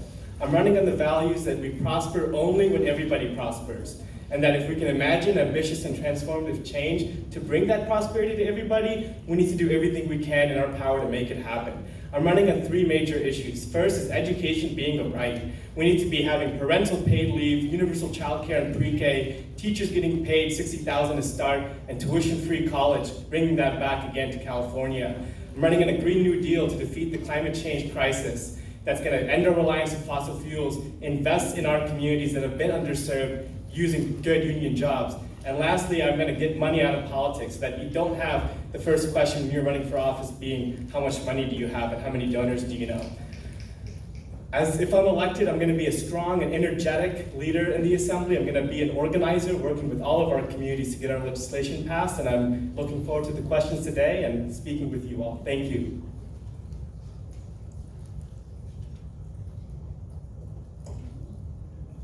Mr. Dominguez? Testing, okay. Hi, I'm Jason Dominguez. I'm on the City Council in the City of Santa Barbara, and I consider myself very focused on justice issues, and I'll tell you why. I grew up in Maywood, California, which is a little bit smaller than Santa Paula, but it has worse educational outcomes, lower income, and worse crime. So I grew up in a system that was failing, and so I've spent my life trying to fix systems. I've spent my life trying to add to the justice quotient in our communities. I grew up the son of immigrants. My father's family was from Jalisco, Mexico, and my mom's family was from Europe, Germany and Holland. So from the get-go, I wanted to try to figure out how to help, and one of the key areas is education. My father was in the Army when I was born. He was drafted and served in Korea, just as his father and his grandfather had been draftees who served our country. So when I was growing up, he came back, and he and my mom both attended Cal State Los Angeles while my brother and I were growing up. So we saw them at the table studying. We studied right there next to them. Education is the best way out of poverty in America, and it's a system that needs some solutions. I taught high school. I now teach at the Ventura and Santa Barbara Colleges of Law. Today I taught a class at the Santa Barbara City College. Education is how we're going to deal with poverty in California. We need some fixes there. Housing is another big issue, and I was the advocate who pushed through an inclusionary housing program in Santa Barbara. 10% of our housing that will be built is now inclusionary. So I've worked on justice issues right out of law school. I worked for the DA working on criminal justice. I went to Berkeley for law school and studied environmental law. I've worked on an environmental justice program for California rural legal assistance. So I worked with ag workers. So those are the areas I'm focused on. And then of course, economic justice wraps all those together. And it's jobs and housing for workers that are going to be key during this election cycle. So thank you for being here tonight, and thank you for your consideration. Thank you. Next speaker. Good evening, and thank you for inviting me to the forum today. My name is Elsa Granados. Discrimination, socio-political and economic disparities and injustices have served to keep many in our community disempowered, disengaged, and on survival mode. And in order to develop viable solutions to these, we have to use a multi-pronged effort: advocacy, community organizing, as well as litigation, and of course the legislative process. The issues are familiar to me because I have worked on them all of my adult life. I, for the past 22 years, have served as the executive director of an organization that provides services to survivors of sexual assault. I've been a social worker. I've been a bilingual educator working with migrant students and families. And I've also conducted public policy on a national and state level. I've also lobbied our legislators to fight for and improve the lives of some of the most disenfranchised in our community: farm workers, incarcerated, and also indigenous women. In leading a community social change organization, there have been access to issues of services, and we've changed that in a manner that was culturally and linguistically competent and appropriate. And by developing these solutions, not only has it affected survivors of sexual assault, but others in the community. Our agency is well respected, and other community leaders from other places like Mexico, Puerto Rico, Los Angeles, and of course locally, look out to us and reach out to replicate our models. I am prepared to use the skills I have developed through community advocacy and organizing to create social change through the legislative process. Thank you. Good evening, everyone. I'm Kathy Murillo, the mayor of Santa Barbara. I'm proud to be running for state assembly. I'm hoping that the voters in the 37th district will vote for me, recognizing that I'm a strong and progressive leader here, and I'll do that in Sacramento. My goal is to make sure that state government services and state law are responsive to our families, businesses, and institutions in the district. My platform reflects my values and my record of accomplishment and falls into 3 areas. 1, improving public education. 2, protecting our environment. And 3, creating economic opportunity and a high quality of life for people in the district in California. And that 3rd part includes public safety, public health, and housing security. I have experience in all these areas. In education, I taught drama to children in the public schools. Currently, I work with our school district in gang prevention and youth empowerment.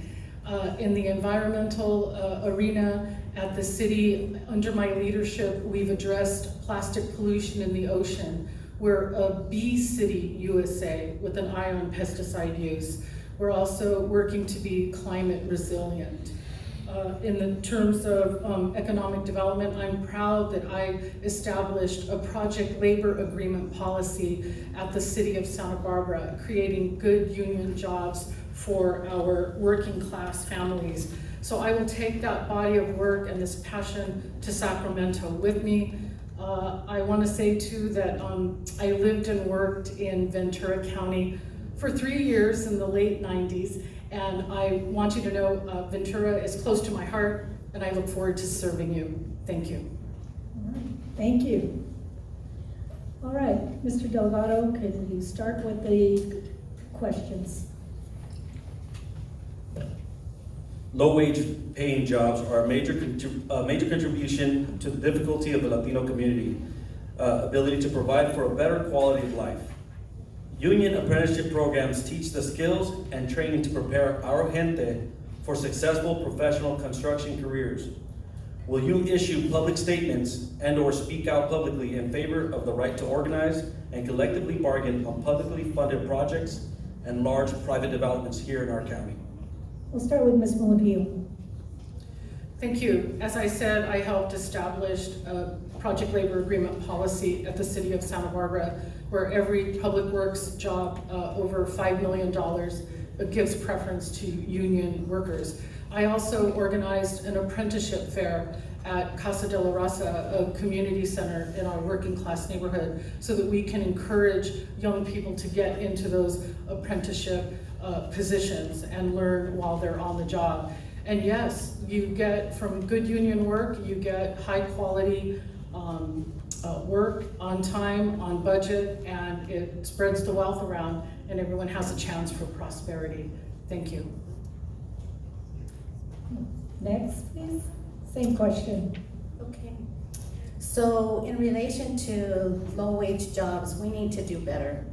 And of course, unionization is one of the ways that we accomplish that. Not only do we accomplish better pay, but we accomplish better benefits, as well as defend workers' rights. And that has always been something that's important to me.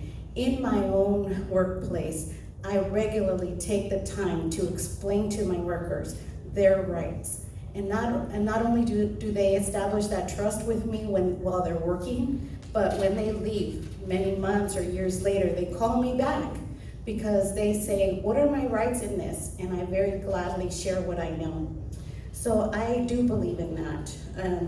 I also believe in training. I believe in creating those opportunities for workers to move from one industry to another, or to move within the same industry between low paying to higher paying jobs. So I do believe in that. Mr. Dominguez. I'm proud to have been endorsed by the building trades in my last council campaign. I also voted for our PLA in the city of Santa Barbara. It was something pretty new to our county, so I reached out, did my research, talked to people on both sides of the issue, and at the end of the day was proud to support something that's really going to bring well-trained, well-educated workers, particularly local workers, which helps reduce some of the traffic on the road that we don't have to bring in people from other counties necessarily to do our work. I think the state is really funding internship programs and apprentices, and I've been working with the workforce development program to fund some of the unions that are pushing these programs. And in terms of the right to organize, having been a council member now, having negotiated with unions, I'm definitely a big believer. The more people are at the table, the more views we hear, the better the ultimate result, the better the benefits packages, the better the understanding that each side has for the other and the work that they're trying to do, the goals, the more communication that takes place. The work product that comes out of projects where labor is involved is incredibly high, again, because of the training and the quality control. So it's something that I think is just a natural progression. And you see now in California, unions are becoming stronger and stronger, and there's a real revolution. And I think it's because people are understanding the work that they're doing. So 100%. Thank you. Yes, Mr. Abud. Thank you for the question. As a former union member of UAW 2865, of course, I believe everybody has a right to a union. I believe that if 50% of people plus one sign a union authorization card, a union should be formed, no ifs, ands, or buts. I think that we need to have stronger protections in the workplace so that workers can talk about unionization and organize around it without fear of being fired. I know so many folks right now in the nonprofit world of Santa Barbara, which is supposedly so progressive, who are intimidated about the fact of even talking to forming a union. As an elected state assembly member, here's what I'm going to do, and here's what I'm going to aim to make happen. We're going to have a Green New Deal in California that's going to be building infrastructure, building affordable housing and public transportation required to be with good union jobs. We're going to have universal child care, and those are going to be union jobs. We're going to have financial aid, which right now, the majority of financial aid in California goes to UC students' tuition. If tuition is free, financial aid can be going to folks who are seeking apprenticeships because they deserve help to get to their goals in life as well. We're also gonna, here's a funny bit, the legislature, the workers who work for the legislature are banned from unionizing. So as much as our state says we support unions, our legislators don't even support their own workers to unionize, and that's going to be a priority of mine because many of my friends are workers in the state legislature, and they deserve a right to form a union just like everybody else. And finally, as a community college trustee, for a 7% raise last year for our employees, and just this past month, I led a board majority of 4-3 to prevent $3 million worth of layoffs of our union staff and use our $30 million reserve, $3 million of it, to bridge the gap this year while we raise revenue and not fire workers. Thank you. That was a good answer. Nice. Thank you for the question. And as a former union president, I really appreciate it. I think unions are so important that when I was a union president, I stopped and went to law school so I could come back and do a better job. Boy, it made a lot of difference. Yeah, we need more union jobs. We need the decline of unions in California and the country has gone hand in hand with the decline of the middle class. That's a bad thing. We need to do more to close the gap between the haves and the have-nots, and unionism and apprenticeships and good union jobs and more career ed. We have a lot of it in the community colleges. I got a minute and a half still, but I'm done. I owed you a minute, I think 30 seconds for the other question. All right, thank you. I'd like to draw the audience's attention to the screen. Earlier I discussed where the data was coming from that we were presenting tonight and in your packets. This happens to be data from the County of Ventura Public Health 2019 Community Health Assessment. And what the county did, they did a number of community surveys which identified the top 5 issues which include access to health services, mental health, the aging population, diabetes, cancer, reduce the burden of chronic illnesses, and address social needs. So in comparison, we've the candidates who were not able to be here tonight, including Senator Hannah Jackson and Assemblywomen Jackie Irwin and Monique Limon, we've put their bills side by side so that you can see how they match up. And so that's something that you want to compare with your values and what you expect of your legislators and what county has identified, county residents like you and I have identified as the top issues. So I just wanted to interject that to explain why you're seeing this on the screen. So next question, Ms. Navarrete. Thank you. Recently, California governor signed into law the creation of a strategic plan to address the needs of seniors and to increase services to this population. The city of Santa Paula continues to be left behind of many services and funding. For example, long-term care facilities. There's around 600 beds in Ojai, while Santa Paula has 0 available to our seniors. Also, your life expectancy is higher in zip codes like Thousand Oaks than in Santa Paula, as big of a difference as 15 years. How can you ensure that this plan and this state funding meets the needs of rural communities and small cities like Santa Paula? Fillmore, Piru, Port Hueneme, it's all in your district. We'll start with Mr. Blum. Oh, okay, it's caught me off guard. Anyway, as somebody who's 64 and a half, seniors are an important issue to me. They would be even if I was younger, but I'm not. And the things that you bring up are spot on true. I worked in hospitals for 9 years in the past, in one of my other careers. And it's very apparent that the quality of medical care that one gets depends on your income, just like the quality of the legal care and lots of other things, and that's just flat not right. Medicine and the access to medicine or health care, to me, is a right. Education is already a right in the California Constitution, by the way. So we need to, I'm not trying to show you up, it's a little known fact, you know. Yeah, they say he knows. This is my time, no, just kidding. He's welcome to jump in. I want to say that it's an important issue because we're going to have so many more seniors in the years past because there's a lot of people right about my age. Yeah, it needs to be done in an equitable manner, not just based on who gave which politician the most amount of money. Thank you. Mr. Obi.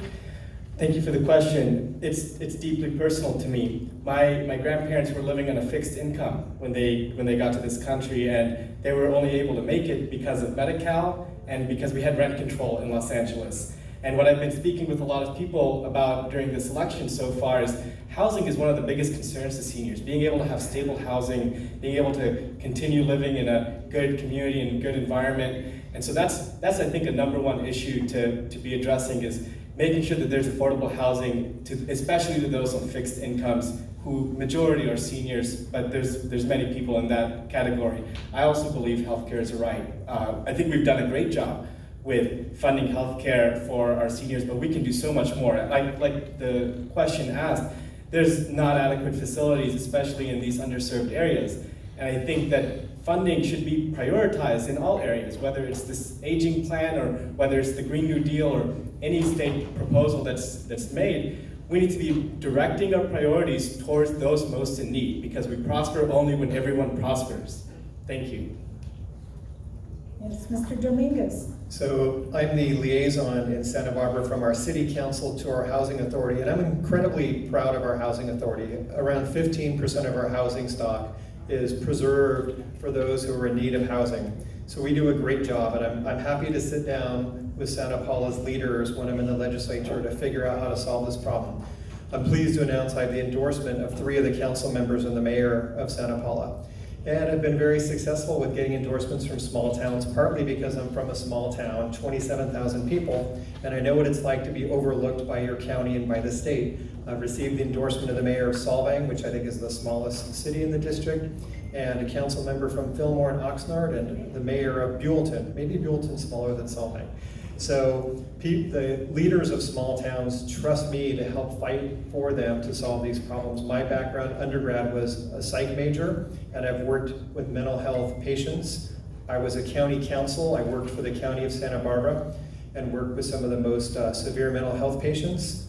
And I also was the executive director for the County Legal Aid Foundation, helping seniors stay housed, helping seniors get benefits. This is what I've done. If you want someone who's going to do the job in Sacramento, hire someone, elect someone who's already been doing it so they don't have to learn on the job. They've already met with the nonprofit leaders who've done this work. They know where the obstacles and roadblocks are. That's what you need to place up in Sacramento. Thank you very much. Ms. Granados? Thank you. So there was a coined term for the baby boomers coming up of the silver tsunami, that many of us are gonna come to be seniors, and what are we gonna do? And so I've looked at the research, I've talked to people, and what we're seeing is that planning needs to be in place. And so especially around the issues of long-term care, and I believe that those costs should fall under a comprehensive universal medical or healthcare plan. I also believe that, especially when you think about long-term care, some of the greatest outcomes that we have are when seniors remain in their home and under the care of relatives or loved ones. But what we have to provide is some sort of support for those loved ones, because so many of us have been in the position of having to live our lives and jobs and at the same time care for our elderly parents. So I believe that that is something that's necessary. The other thing is that we need to start using technology more in order to align that preparation. So many seniors talk about staying independent through the use of self-driven cars. And so we need to further that technology. And then I don't like to leave this out, and so I want to emphasize, so for people in these communities that you've mentioned, I would want to hear from them what their unique issues are. These are some that, the ones that I've mentioned are ones that will affect all of us, but I want to know what's specifically going to be unique about this area. Thank you. As the first Latina ever elected to the Santa Barbara City Council, I have made it my work, and I have taken pride in the fact that I have helped serve people who haven't had a voice, who have been denied services, constituent services from the city of Santa Barbara. I come from the west side of Santa Barbara. I looked out for our neighborhood. It's the same dynamic that the question addressed, and that was, what do you do when things are not divided equally? I give kudos to Clínicas for offering healthcare, mental health, and other services to people who need it and are needing it in that way that they've been denied. I also would like to support our unionized caregivers that take care of our elderly. So I do have experience addressing inequity. Thank you. Ms. Aldana? Next question, or did I miss you? Sorry, Mr. Moraza. Thank you. And thank you for being here. And of course, no fault of yours, majority of you are from the Santa Barbara area. So my question is as follows. There's much discussion of the concerns and priorities of Latinos in Ventura County that are part of Assembly District 37 and are largely ignored and not prioritized. Again, this is reflected in the legislative agendas of the 3 members of the state legislature representing portions of Ventura County. Are you aware of this sentiment? And if so, how do you intend to address this poor perception and change it? Okay, let's start with Mr. Abud. Thank you for the question. I am very well aware of the sentiment, and I'll tell you that I've been out here in the Santa Clara Valley 3 times just in the past week and a half, meeting with folks. So I'm committed as a campaigner to be out here and as a legislator to be as an organizer. That's what I said in my opening statement. I'm not gonna be the person who's just in the Capitol doing my own thing, coming up with what I think is correct and pushing that just because that's what the poll tells me. I'm gonna be out in the communities, on the ground, working with folks to develop ideas for legislation. The way I got first involved with Sacramento politics was in 2015 when Assemblymember Bass Williams was writing the bill to create the Isla Vista Community Services District, where I'm now the general manager. And I saw the beauty of a community-led bill where he had not a lot to do with the actual language, the community did, and we handed him what we wanted and he took it up and got that passed in Sacramento. That's the kind of legislator I want to be, the kind that comes to the community, has you write the bill, and I will introduce it and fight for it in the legislature. I want to also add to the sentiment, living in Isla Vista for the past 9 years, I've seen what it's like to be in an underserved area where the county kind of forgets about us and we don't have a lot of resources. Things are better now because we have a community services district, because we empowered ourselves and we gave ourselves a voice so that we can have a real seat at the table. But my community, it took the death of 6 people to build some lights in a dark part of town. And that is ridiculous to me, and we cannot be governing our communities that way. Thank you. Mr. Dominguez. So the important thing is to hire someone, elect someone who has the experience doing what you want done. Having worked with farm workers, having taught in public schools, having pushed for people whose civil rights have been violated, having worked on legislation to protect voting rights, having done voter protection in Florida during past elections. That's the kind of experience you want if you're trying to protect people, particularly if you're talking about serving a Latino community that feels like it hasn't been protected. My 30-year career has been about protecting people and providing justice, but protecting them and providing justice by lifting them up, working with them, teaching them how to attend meetings, how to speak up, how to turn themselves into community organizers and pass it along. So that's the kind of background I have. My grandfather came to this country from Jalisco. He was a political prisoner. He was captured by Zapata's forces, and he came into Texas and then ended up in Pittsburgh working in the steel industry there. And my grandmother raised their 9 kids. And so we learned a lot by visiting them and understanding how they were treated differently in their community. They lived in Antioch, California. So I know what it's like because on one side of my family it's Latino, on the other side it's European, very different cultures, and I went back and forth and I understand both cultures as much as you can because I grew up in both cultures. So I can help bridge any cultural divides. But I think California now, because of our population, we're at the point we're much more advanced than other states in terms of our ability to work together, live together, love one another, and that's what it's going to take to keep pushing forward. The community health needs assessment that you shared with us had some pretty strong goals to be the healthiest county in 2030. So working with the Latino community, I think I can help get the county there. Okay, Ms. Granados. Thank you. I am aware, and I have heard the sentiment that the community is ignored. And I am a leader who doesn't lead in a vacuum. I lead with others. I lead side by side.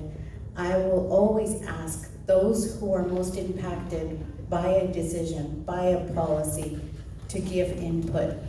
And my work with survivors of sexual assault has always been through a model of empowerment.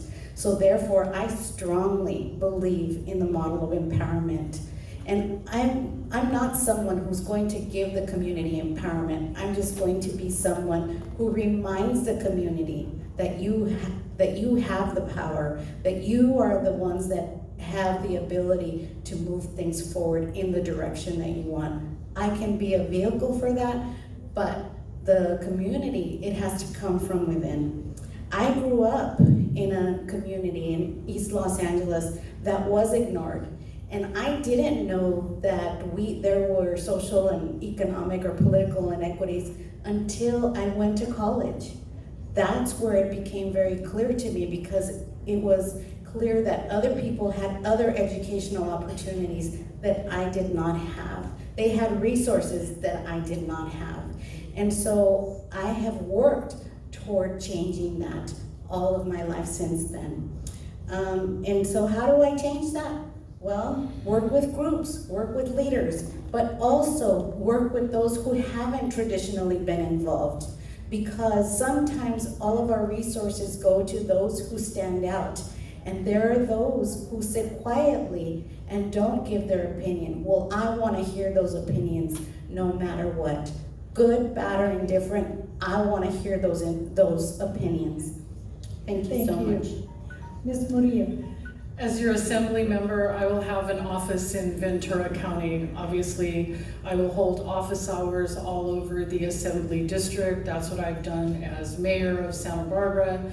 I've done it during cultural events. I've done office hours at our libraries. People are intimidated sometimes to come to City Hall or a formal office, and they like it when you're in their community. And I was here in Santa Paula just a couple of nights ago at Our Lady of Guadalupe Church. I work with Teen Challenge, and there's these women, they're in their 20s, and they did a drama presentation to the youth group at the church.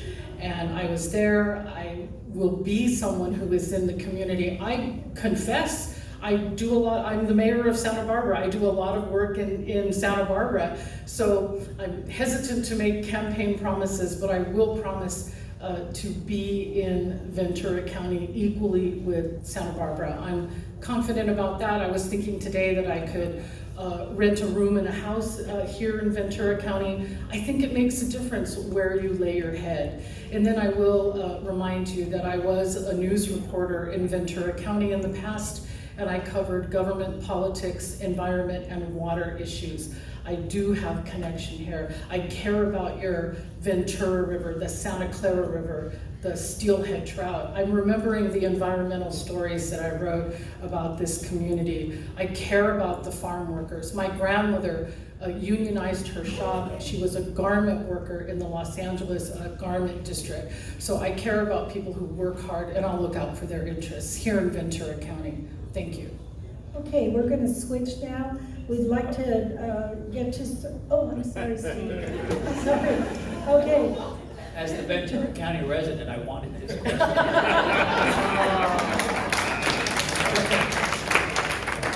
So thanks for. Okay, the gotcha questions are supposed to go that way.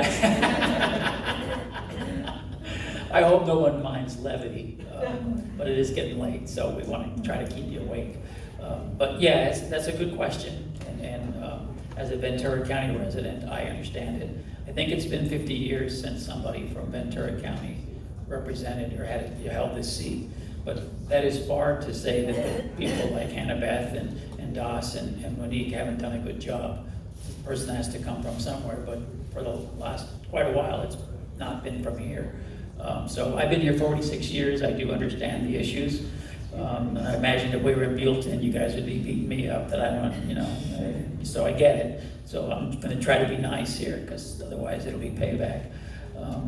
But I think it's really important that the whole district work together, that the whole state work together for the common good. So to help uplift the people that need to be lifted up, to make sure that people have what they need, and that it's not all, again, I'm going to beat this drum, it's not all 10 families owning 50% of the wealth.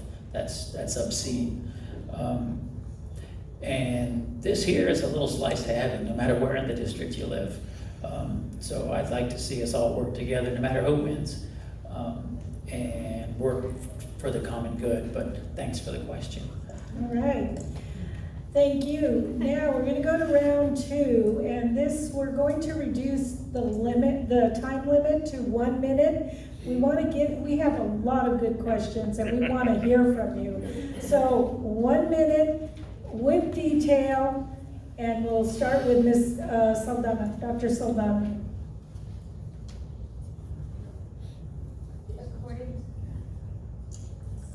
According to UCLA's Center for Health Policy Research, there are 703,000 Californians with developmental disabilities. Approximately 423,000 of them are left outside of safety net resources like regional centers. While within the regional center system, the Department of Developmental Services shows that their data indicates that Latinos have 50% less utilization of services than white individuals and families served.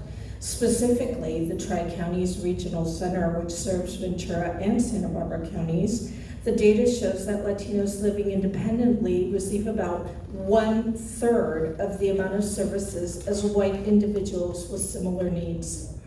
What will you do locally and at the state level to ensure that individuals with developmental disabilities who do or do not qualify for these services through the regional center or other safety net agencies like Social Security, Medi-Cal, Department of Rehab, Department of Aging, and Department of Ed, so that they do not experience such a wide gap in service access and utilization? Okay, let's start with Ms. Granados. We'll shake it up a bit. 1 minute. Great. Thank you.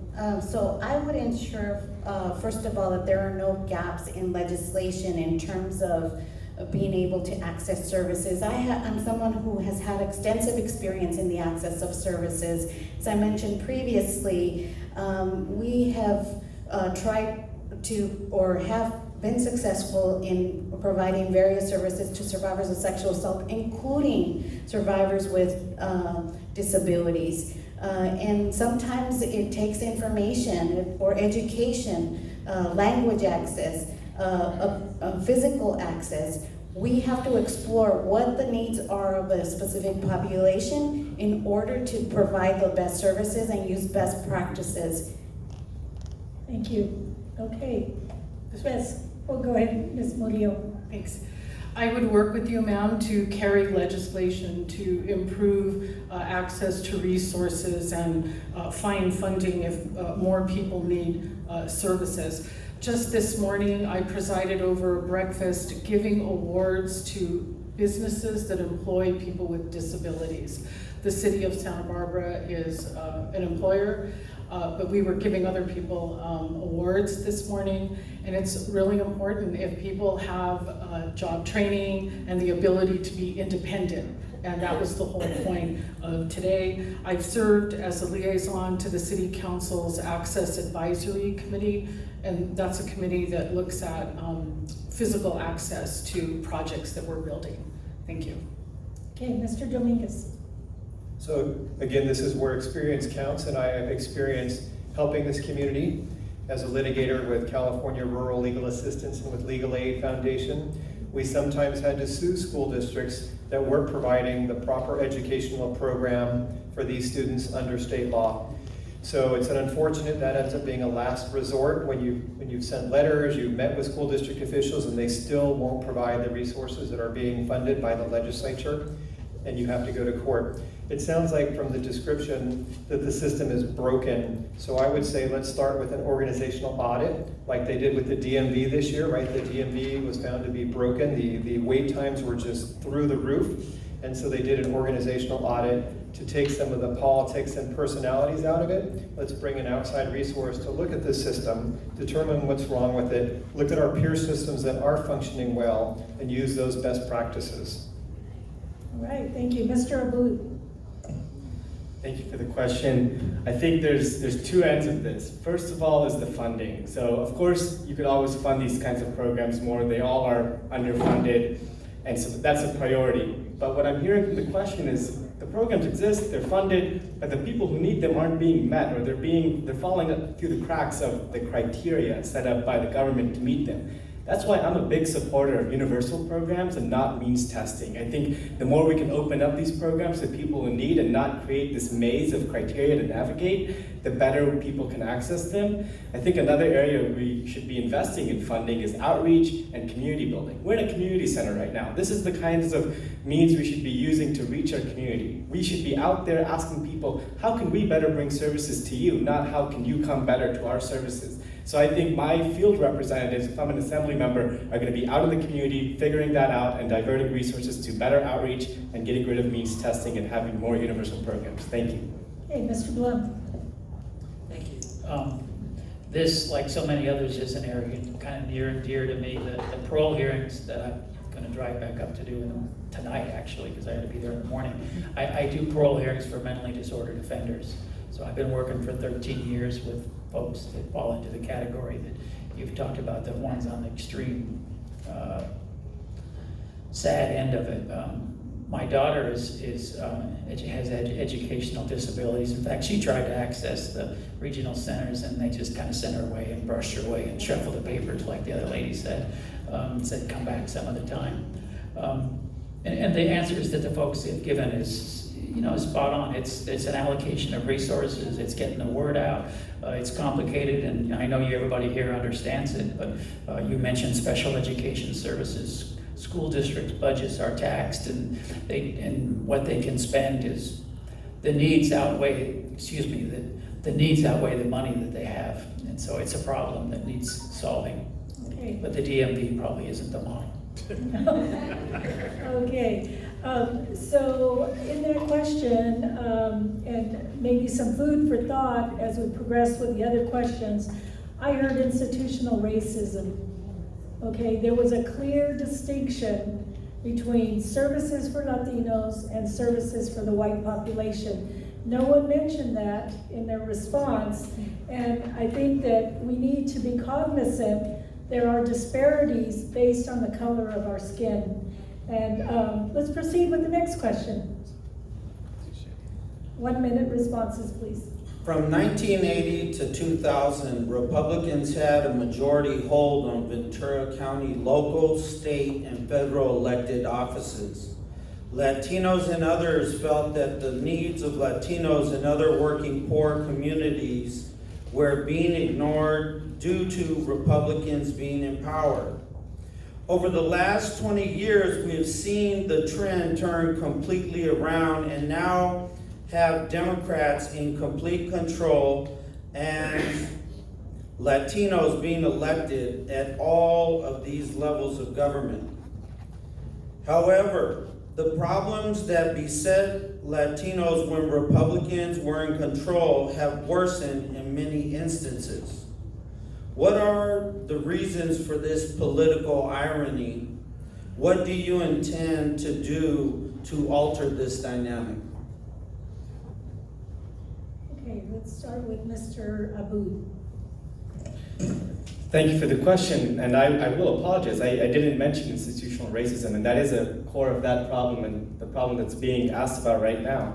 What I'll say real quick, as a community college trustee member, as we've been dealing with issues of racism at our college, I have been the strongest voice in our board in giving a voice and help and supporting the students, our Black students, who've been saying, we have institutional racism at Santa Barbara City College, and we need to fix it. And I think what we need to be doing is we need to elect elected officials who are gonna really be accountable to our of-color communities. And we need to be getting more people into office who are of color, and we need to be building power on the ground level so that elected officials cannot in any way ignore the issues of institutional racism. My board is all Democrats, and we're still being silent to the issues of our Black students who are coming and telling us that there are issues. So we need to be having elected officials in office who are directly accountable to the communities of colors that they represent, and building power on the ground level. So what I heard there is, it doesn't matter if you're Democrat or Republican, it's about accountability. Yes. Okay. Mr. Blum, would you like to tackle that one? Yeah, another clear problem with difficult solutions.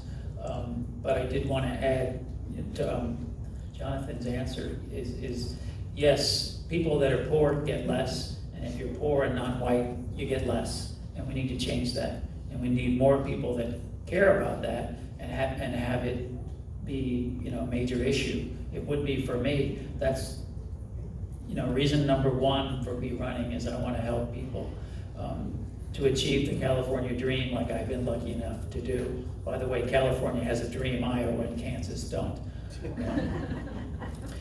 And so we need to change policies to do this, and that's one of the things I'm proud of. When I was on the college board, we changed our policy to really push for more inclusiveness. We didn't get near as far as I wanted, but we were moving the needle in the right direction. Thank you, Mr. Dominguez. So I would just say it's not an irony, it's a tragedy. And it's no small thing that we now have so many Latinos elected. It's taken a lot of blood, sweat, and tears by a lot of the folks in this room, the seniors who've been on the forefront of that battle. I worked on Lucille Roybal Allard's campaign. Her father, Edward Roybal, was one of the first Chicano Congress members. Javier Becerra, I worked on his assembly campaign before Congress and now to the Attorney General seat, and he's been one of the strongest proponents to fight back against some of the problems coming out of DC. So there's no guarantees in life, there's no accountability other than at the ballot box, but you should start by picking someone who has a lifelong commitment to these issues, someone who actually has a track record of solving some of these problems. So that's just a baseline, and then you hold them accountable by meeting with them on a regular basis. You pick someone who wants to meet with you and has a track record of meeting with you. Again, there's no guarantees, but you pick someone who has a life story that tells that story. Ms. Granados? Thank you. So first of all, you call it out. You call it as you see it. And you repeat it, and you repeat it over and over until people listen. And you bring people, each one bring one, to hold all of our elected officials accountable. We're hearing a lot about what the Trump administration is doing on a national level, but we're also hearing how the Obama administration set the stage for some of what is happening. And so we need to hold all our elected officials accountable. Issues of oppression are systemic and they hold tight. So we need to challenge those systems of oppression, fight against the status quo, not elect officials who pay attention to political ego, but who are willing to work with community to solve these complex issues. I would ensure that policies work for people, not for political ego. Well, it sounds like you've been disappointed by Republicans and Democrats alike. So that's on the person and their body of work. I'm proud to be a Democrat, and I hope that when I serve you as Assembly member, it'll make the Democrats look a little bit better. My goodness. But really it's about voter engagement, because politicians look at, well, who's voting, right? Who has the voice, who has the power? So we need to lift up everyone and get them voting and get them engaged. We need to, if you hold us accountable, if you support me, I hope you do, you come back to me and say, hey, Kathy, what about this? You said you were gonna do that. I'm endorsed by the Ventura County Women's Political Council. I'm responsible now to uplift women, to help women start their own businesses, to protect the environment. By all means, keep us accountable. Thank you. Okay, let's start with the next question. Policy question. Great. This is a short question. We believe that the public has the right to know when they are exposed to health-harming pesticides. This actually impacts our agriculture farm workers. Will you introduce or co-sponsor legislation that establish a notification system that informs residents and schools about pesticide applications? I'm sorry. It's getting late, so you can tell. Let's start with Ms. Granados and go that way, and then we'll come back around to Ms. Murillo. I was a bilingual educator in the Watsonville, Santa Cruz area, and Watsonville is an agricultural area. I worked at a school where nearby there were regular flybys of pesticide spraying, and I saw the consequences of that. At that time, this was in the 80s, There was a notification system, but the growers, the pilots who would do the spraying would ignore it. And there were no consequences. And so what I remember is sometimes hearing the airplanes fly and telling the students, let's go inside, yelling at them, come on, let's go inside. Because pesticides have very serious consequences. I would be someone who would like to see them eliminated and use integrated pesticide management. That looks at monitoring, that looks at other issues that impinge upon that. Thank you. Mr. Dominguez. Yes, as someone who's worked for agricultural workers, this would be an easy decision. And having done environmental justice, this is a community that's 6 miles from a jail, 6 miles from a landfill. There was a tremendous explosion and hazardous waste released into the ecosystem 5 years ago when the wastewater treatment plant blew up. This is a community that needs this type of protection.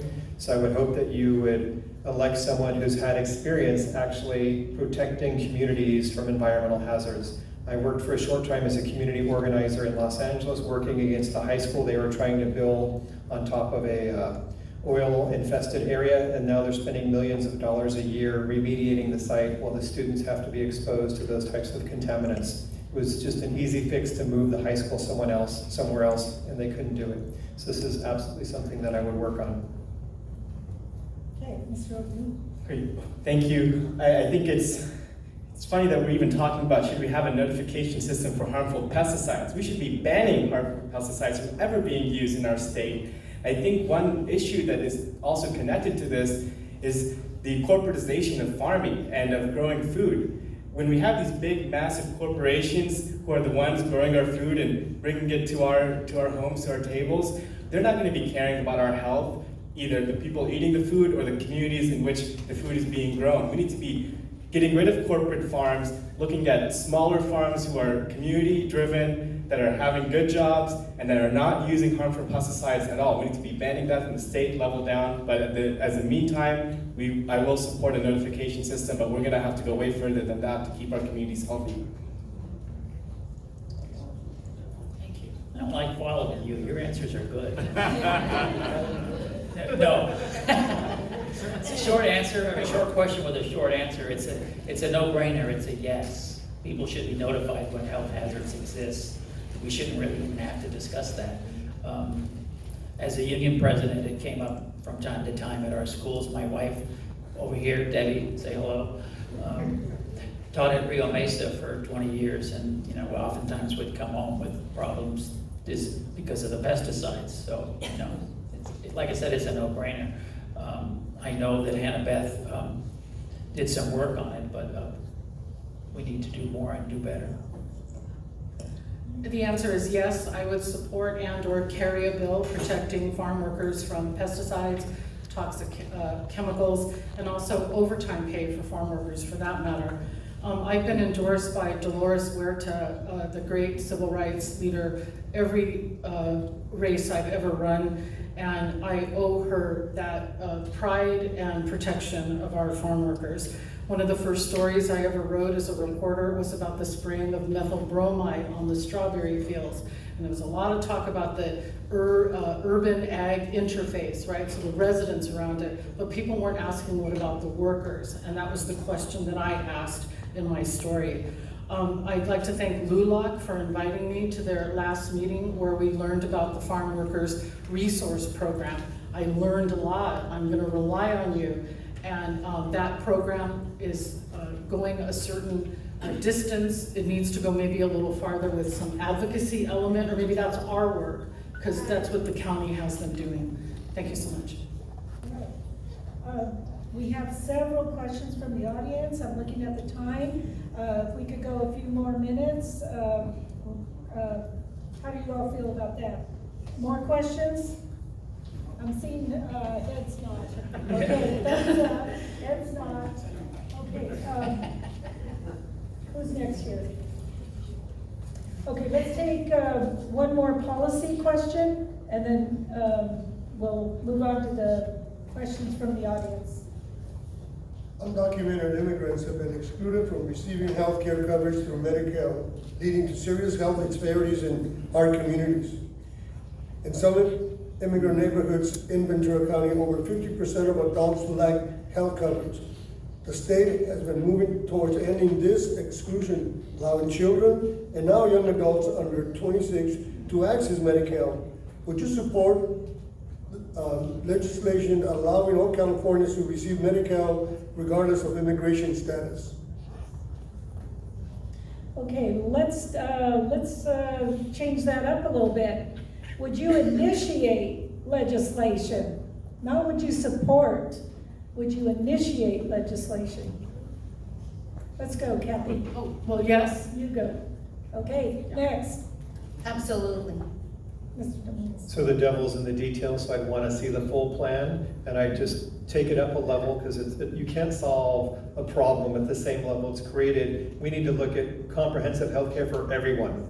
So if you're initiating it, you would make those details. So Mr. Aboud. Yeah, if I'm a state assembly member, I'm going to introduce a bill to bring single-payer health care to California. I was a strong supporter of Senate Bill 562 in 2017. I've been on the California Democratic Party platform committee fighting to keep health care for all as a right for undocumented immigrants and for documented immigrants and for citizens alike. It's a right. It costs more money to have people not insured. We need to be providing health care to each and every single person. Mr. Bloom, would you initiate legislation? Yes and yes. Okay, great. If you're here, you should have health care. Whether you have health conditions, as a cancer survivor, I get that. But whether you're an immigrant or whatever, if you're here, you should have health care.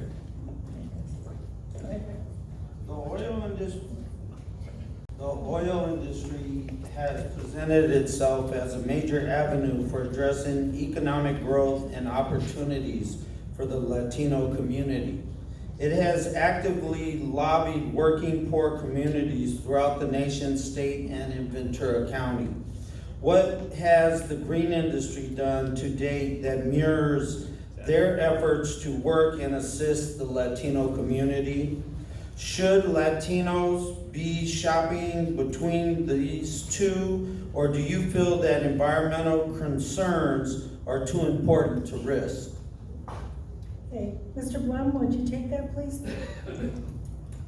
Okay. I kind of didn't get all the question, to be honest with you. It is getting late. Okay. So if I don't quite address it correctly, you know why. I'll be very candid. Energy obviously is an issue. Everybody, like we have solar panels at our house now, but the initial outlay to have them, it wouldn't be something that most people could do. Those things need to be fixed. Everybody should have access, and it's something that we can really use to create good jobs for folks and getting away from the fossil fuels and other fuels that aren't very healthy would be a good thing. So the oil industry has shopped itself as an opportunity for the Latino community, and we have a climate change happening. The question should Latinos be shopping between these two, or do you feel that environmental concerns are too important to risk? Yep.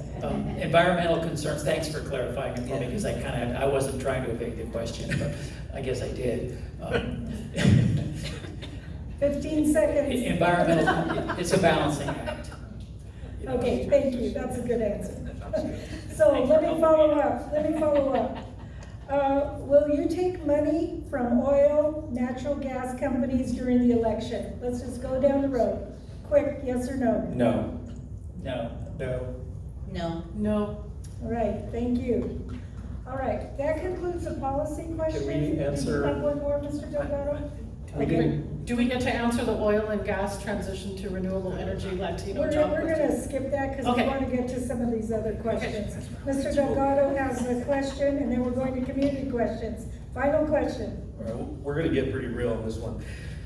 We understand the need for growth and redevelopment. but bad businesses and contractors plague and exploit the Latino community with wage theft, lack of medical benefits, and non-payment to workers' compensation funds. The cash pay on their jobs forfeits state and federal tax payments, which are used to fund our education, first responders, infrastructure, and other projects throughout our communities. How will you help crack down on this issue, enforce regulations, and increase penalties against these actions in Ventura County? And please, don't just give us an opinion, give us a legitimate reason to vote for you. All right, let's start with Mr. Dominguez on that one.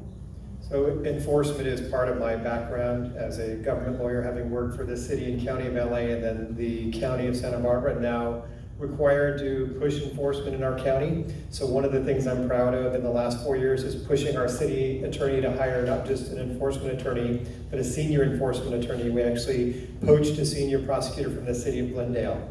So I would keep up that method. I would look at a needs analysis. Where is the theft the greatest? Where is the impact the most? And just start there and prioritize it with the State Attorney General's personnel, getting Mr. Becerra down here to help us with these problems.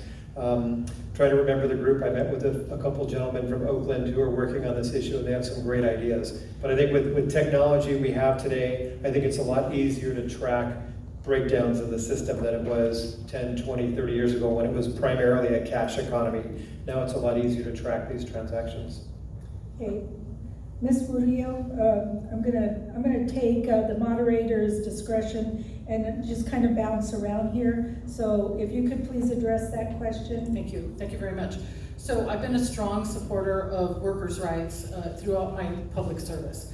I've always been endorsed by SEIU 620, which is our service unit at the city of Santa Barbara. I currently have the endorsement of the Tri-Counties of Building and Construction Trades because they know I support safe working conditions, a strong pension system. Everybody deserves a right to retire with dignity and integrity. And also, I've always been an advocate for, at the city of Santa Barbara, advocating for prevailing wage because people try to get away with it, right, on city jobs and city connected jobs, and I pull the curtain back on that. Very proud of my record looking out for workers' rights, and I hate the race to the bottom where they'll go and they'll find somebody who will work for minimum wage or less and abuse them. And also we need strong environmental protection to take care of their health. Okay, thank you. We're going to switch to a number of these community questions. There are a number on education. Let's move to Mr. Aboud. The incumbent representing Assembly District 44 authored AB 705. It was intended to assist community college students. However, in the implementation of that, some of the local groups have been studying the impacts, and they seem to be actually negatively impacting the students. So are you familiar with AB 705? 100%. Okay, and what do you propose that could address the deficiencies and problems caused by AB 705? Would you be willing to oppose legislation introduced by a colleague in an adjacent district if that were to happen? Well, I think those are two questions. I think in terms of AB 705, what we needed to do when we passed that was also provide stronger funding and actually work with the community colleges to develop that bill. The state passed numerous changes to the community college system last year and this year that didn't include our voices, and so the new student-centered funding formula also was something that is a good idea and concept, but had a terrible execution by the state. So I think, again, as a legislator, I'm going to be working on the ground with the people most affected by the legislation to make sure it's designed well. I would hope to never have to disagree and vote against a neighboring assembly member, and I'd like to work with them to figure out how we can agree, but in some areas you're going to have to be on different sides, and I wouldn't shy away from that if that was the right thing to do, because I'm running to be the candidate who's going to do the right thing, and I'm going to be the candidate who's going to run, who's not going to just pass bills that I think are good ideas, but that everybody can agree on and that we can all support the implementation of. Okay, thank you. Let's just zip through this.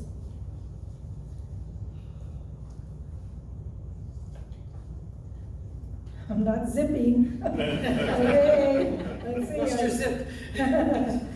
Yes. Okay, how will you fight against rising tuition costs for college students? Let's go to Ms. Granados. Thank you. So right now we're seeing students coming out of college with exorbitant debt. And that doesn't serve anybody. It doesn't serve the students, it doesn't serve us as a community, because students then have to take multiple jobs in order to pay back their loans. The other thing that I think about is that student debt was pulled out of the ability to file bankruptcy. So even if a student files bankruptcy, they can't do that, include that. And I would want to see that reintegrated. I also want to make sure that we invest more in, all the way from kindergarten through, or even early education, all the way to college, so that, because education is the way to pull our communities out of poverty. So I'm a strong believer in education. That has come from my family. I really believe it. Okay, thank you. This one is about politics in general and representation. We need candidates who can connect with people they represent. How will you connect with those you represent? Some of you live in Santa Barbara. Some of you mentioned that you would be very willing to be out here on a regular basis. One candidate even suggested she might rent a room or a house here in the Santa Clara Valley, or at least in Ventura County. How can we see more of our representatives? For example, let's eliminate all those annual rewards dinners. Let's eliminate all those photo opportunities at the Boys and Girls Club. How will you relate to the community that you serve here in Ventura County? Let's start with you, Mr. Dominguez. So I would look at it kind of organization by organization, industry by industry. You know, the guys here from labor, and I think it's just been, I don't know if there are any women from labor here, but I'd go have a beer with you guys and talk about what's going on in your job sites and really just connect with you personally. Someone from the healthcare industry, my wife who's here in the front row is a pharmacist. She's a cancer specialist. I would ask her to introduce me to people in the healthcare industry. The several electeds who've endorsed me, I'd say, hey, where are the pockets in your community that are least connected with the voice that hasn't been exercised? Those are the people I want to meet with. I run a youth leadership program, and we work with the students who don't want to get involved in activities, who are the least connected. So I have direct experience doing that. Okay. All right. Ms. Granados, you may have read that the County of Ventura in this past summer was looking to close the obstetric unit of our Santa Paula Community Hospital. Through community, which you addressed several times in your responses tonight, we were able to bring the parties together, and the county agreed, along with Clínicas del Camino Real, to keep the obstetric unit open. If you think about how that impact would have affected the mostly Latino population in this valley, mothers would have delivered their babies either by going to Newhall or going to Oxnard or Ventura. So if you are a woman with no transportation in Fillmore or Piru, which is actually very common, that would have had a tremendous impact. How will you address keeping our health assets available and open so that all residents in this valley and the county will continue to have access to care? So again, working with community leaders and making sure that that funding is secure. Sometimes funding for those kinds of services are transitory. They may be based on a grant or something that is short term. but I would want to see long-term and secure funding available for those. I have had that similar experience where rape crisis centers were closed in communities, and women and men had to go 1 or 2 hours to their nearest rape crisis center. And as other rape crisis centers, we lobbied to make sure that those centers were kept open in those communities, because we recognize the importance and also the burden that it placed on people who were living in that community to make sure that they had centers available. Similarly with the obstetrics. Mr. Blum, we're not ignoring you. How can you help keep our local hospitals open? A community without hospital care is doomed. Again, it's access to healthcare. We spend like 22% of our GNP in this country on healthcare. Other countries don't spend near that much, and they get better services. So those kinds of things shouldn't happen, but they do, because we don't really have a healthcare system. We have a healthcare system that's driven for profit instead of meeting people's needs. So yeah, those kinds of things need to not happen, not just here, but everywhere. So people have access to the healthcare they need, not just to line the pockets of people that already are rich. Thank you. Okay, we're going to end that here, but does any panelists have another question? One last question. I'll divert here to the panel. Oops. Sorry, my feet are starting to go to sleep. The county health agency and the county organized health system that manages the Medi-Cal Managed Care program have both operated with budget deficits for many years. The Board of Supervisors have ignored these trends over the years and have failed to make the structural changes to eliminate poor management and leadership in these two agencies. These issues have both received much media attention during this time, and so what do you intend to do about these problems that result in producing poor healthcare outcomes and quality of care? Okay. Let's give Ms. Murillo a shot at that one. Our entire healthcare system needs to be overhauled, including the pharmaceutical industry. I can't speak directly to the County of Ventura's problems, but if there's something that the assembly member can do to do an audit, if we can support the county, there's a difference, right? Support them or watchdog them, either one, I would be willing to do that, sir. Okay. Ms. Granados? So I believe that if a system is broken, which in this case it seems like it is, then it's very important and appropriate to bring in oversight and to have those oversights and audits be conducted in a way that look at what are the needs and how they're not being met, so that we get better outcomes than what we have. Another thing is that I am someone who looks at fiscal issues very carefully. I've always run the agency that I lead in the black. And so I look for costs and efficiencies to be had. And I would be someone who would be working with local leaders to make sure that that is happening. Ms. Granados, I'm happy to hear that. You may not know the Gold Coast Health Plan, $53 million in the deficit. So you'll have your work set out for you. Absolutely. Mr. Dominguez, your response to that? So it starts with accountability, and the way to hold people accountable is to measure what they're doing and make sure that that's transparent for the entire population to see. When I was first elected to the city council in Santa Barbara, we didn't have a rigorous set of standards for our city manager. We didn't have a rigorous evaluation of him on a yearly basis. We evaluated him, but we used our budget, which has like 7,000 KPIs. How do you evaluate someone with all of these different key performance indicators? The word key is there for a reason. So you need to have key indicators for that organization, and the people who are appointing the leader of that organization have to follow that. There has to be a system. We aren't going to reinvent the wheel. We need to use the best industry practices and hold the people accountable by doing a public review process.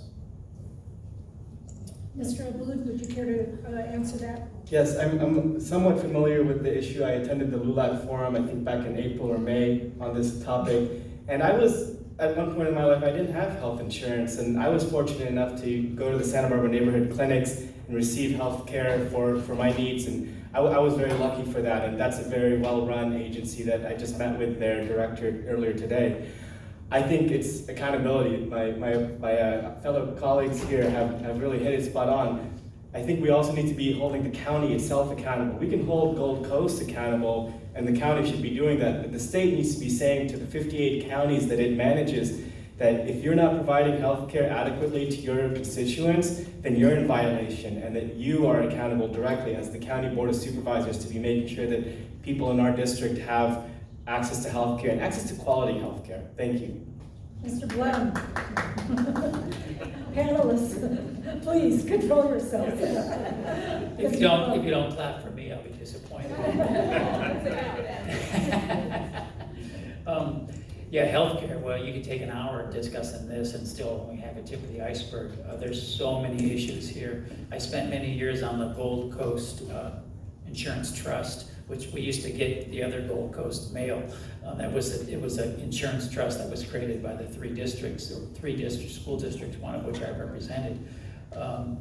And there are so many issues here. Even just, like it seems like it takes a doctorate degree just to figure out your health care if you're lucky enough to have it. It definitely needs to be streamlined and simplified. You look at a place like Ventura where there are 2 hospitals across the street. That kind of it's kind of silly. But it's an example of what happened. Used to be most hospitals were community owned. Now they're owned by like 2 or 3 corporations. And it's based on making money, not serving people. And we need to change that. All right, thank you. Now, you each have 1 minute to the second to give your wrap-up statement. Let's start with you, Ms. Murillo.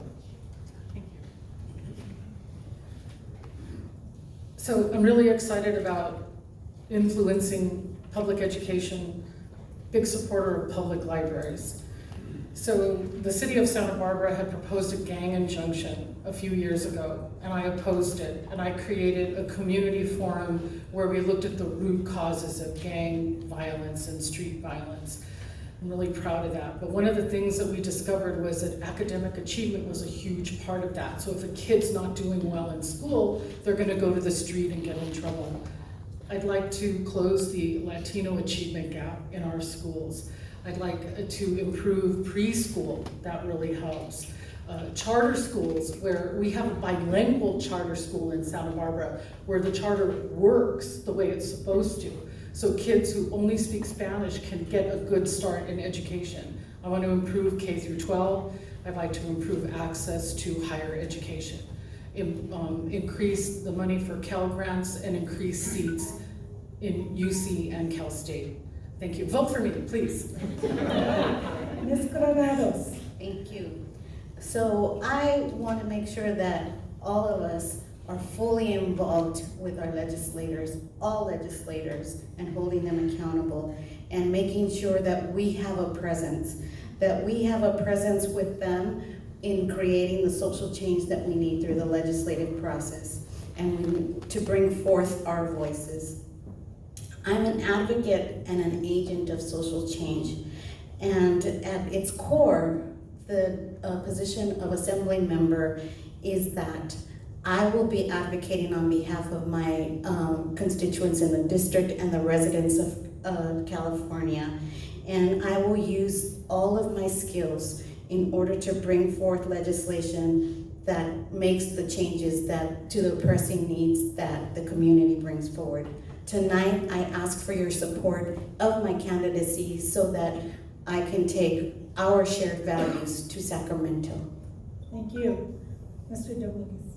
So I'm your candidate for environmental, education, and economic justice. All the issues that you've asked about tonight, I have experience in helping communities, particularly Latino communities, because those tend to be the communities in California that have issues in those areas. No matter how wealthy you are, There's not another planet you can live on. We need to take care of Mother Earth. And I have an environmental law degree from Berkeley, and I've worked in saving the environment. No matter how educated you are, there won't be good job opportunities if we don't take care of our economy. My wife is from Pennsylvania. There are more renewable energy jobs in Pennsylvania than coal, oil, and gas combined. And I'm embarrassed that California can't say the same thing. I'm embarrassed that we don't have more clean power jobs for our young folks in Ventura and Santa Barbara County. This is an area that prides itself on our environmental pride, and we should be leading in those areas and bringing in high-paying jobs at the same time. Okay, Mr. Abud. Thank you for having us. I think this is our first forum of a suite of candidates, so that's it's been a lot of fun to be here, and I appreciated the questions. I'm the candidate who's running, has a strong educational background, who's concerned, not just concerned, but alarmed about climate change and willing to take bold action to defeat climate change and keep our communities safe. I'm the candidate running who has a strong history of organizing my community to be empowered and to have a voice and to bring resources, and that's what I'm going to do in this assembly member for the entire district. I'm the only candidate running who's got strong experience in Sacramento and at the local government level, so I know how to connect what's happening locally to the policies that need to be passed in Sacramento. And I'm going to be the candidate who's going to have a lot of energy, who's going to work the hardest, who's going to be a leader in Sacramento, leading on the issues that we care about, and making sure that every single person's voice is heard in the halls of power. I think the people who are closest to the power need to be, the people closest to the pain need to be closest to the power, and that we prosper only when everyone does. That's my priority as an assembly member. Thank you. Mr. Plum, your final statement. Okay, again, I want to thank everybody for the opportunity to come here tonight and speak to you. I also want to thank you for hanging in there. It's getting late. I might have left, but you stayed, so thank you. I also want to say it was really fun to meet the other candidates. I'm really impressed by all of you. This is going to be a tough race. But one of the things I wanted to say, and I already get the sense that the group probably feels the same way, is I'm not going to criticize or slam or say anything negative about any of you. My mama taught me if you can't say anything good, don't say anything. We need that in politics. It's one of the, so I'm going to follow that. And I would relish the opportunity to serve the folks in the 37th district. I feel like I have the resume and the experience to do the job well. I have the desire and fortitude to help those and give people a hand. And I would work hard to serve all the interests of all the people to the best of my ability. And good night. Let's give them all a big round of applause. Latino Issues Forum would like to thank all of the candidates, Board of Supervisor candidates, our Assembly candidates, our panelists, our timekeeper, all our video assistants that we've had tonight. And most of all, we want to thank you and the public who may be viewing this for your attention to these very serious, impactful issues that affect all of us in our communities. Thanks so much and good night. Thank you, Laura.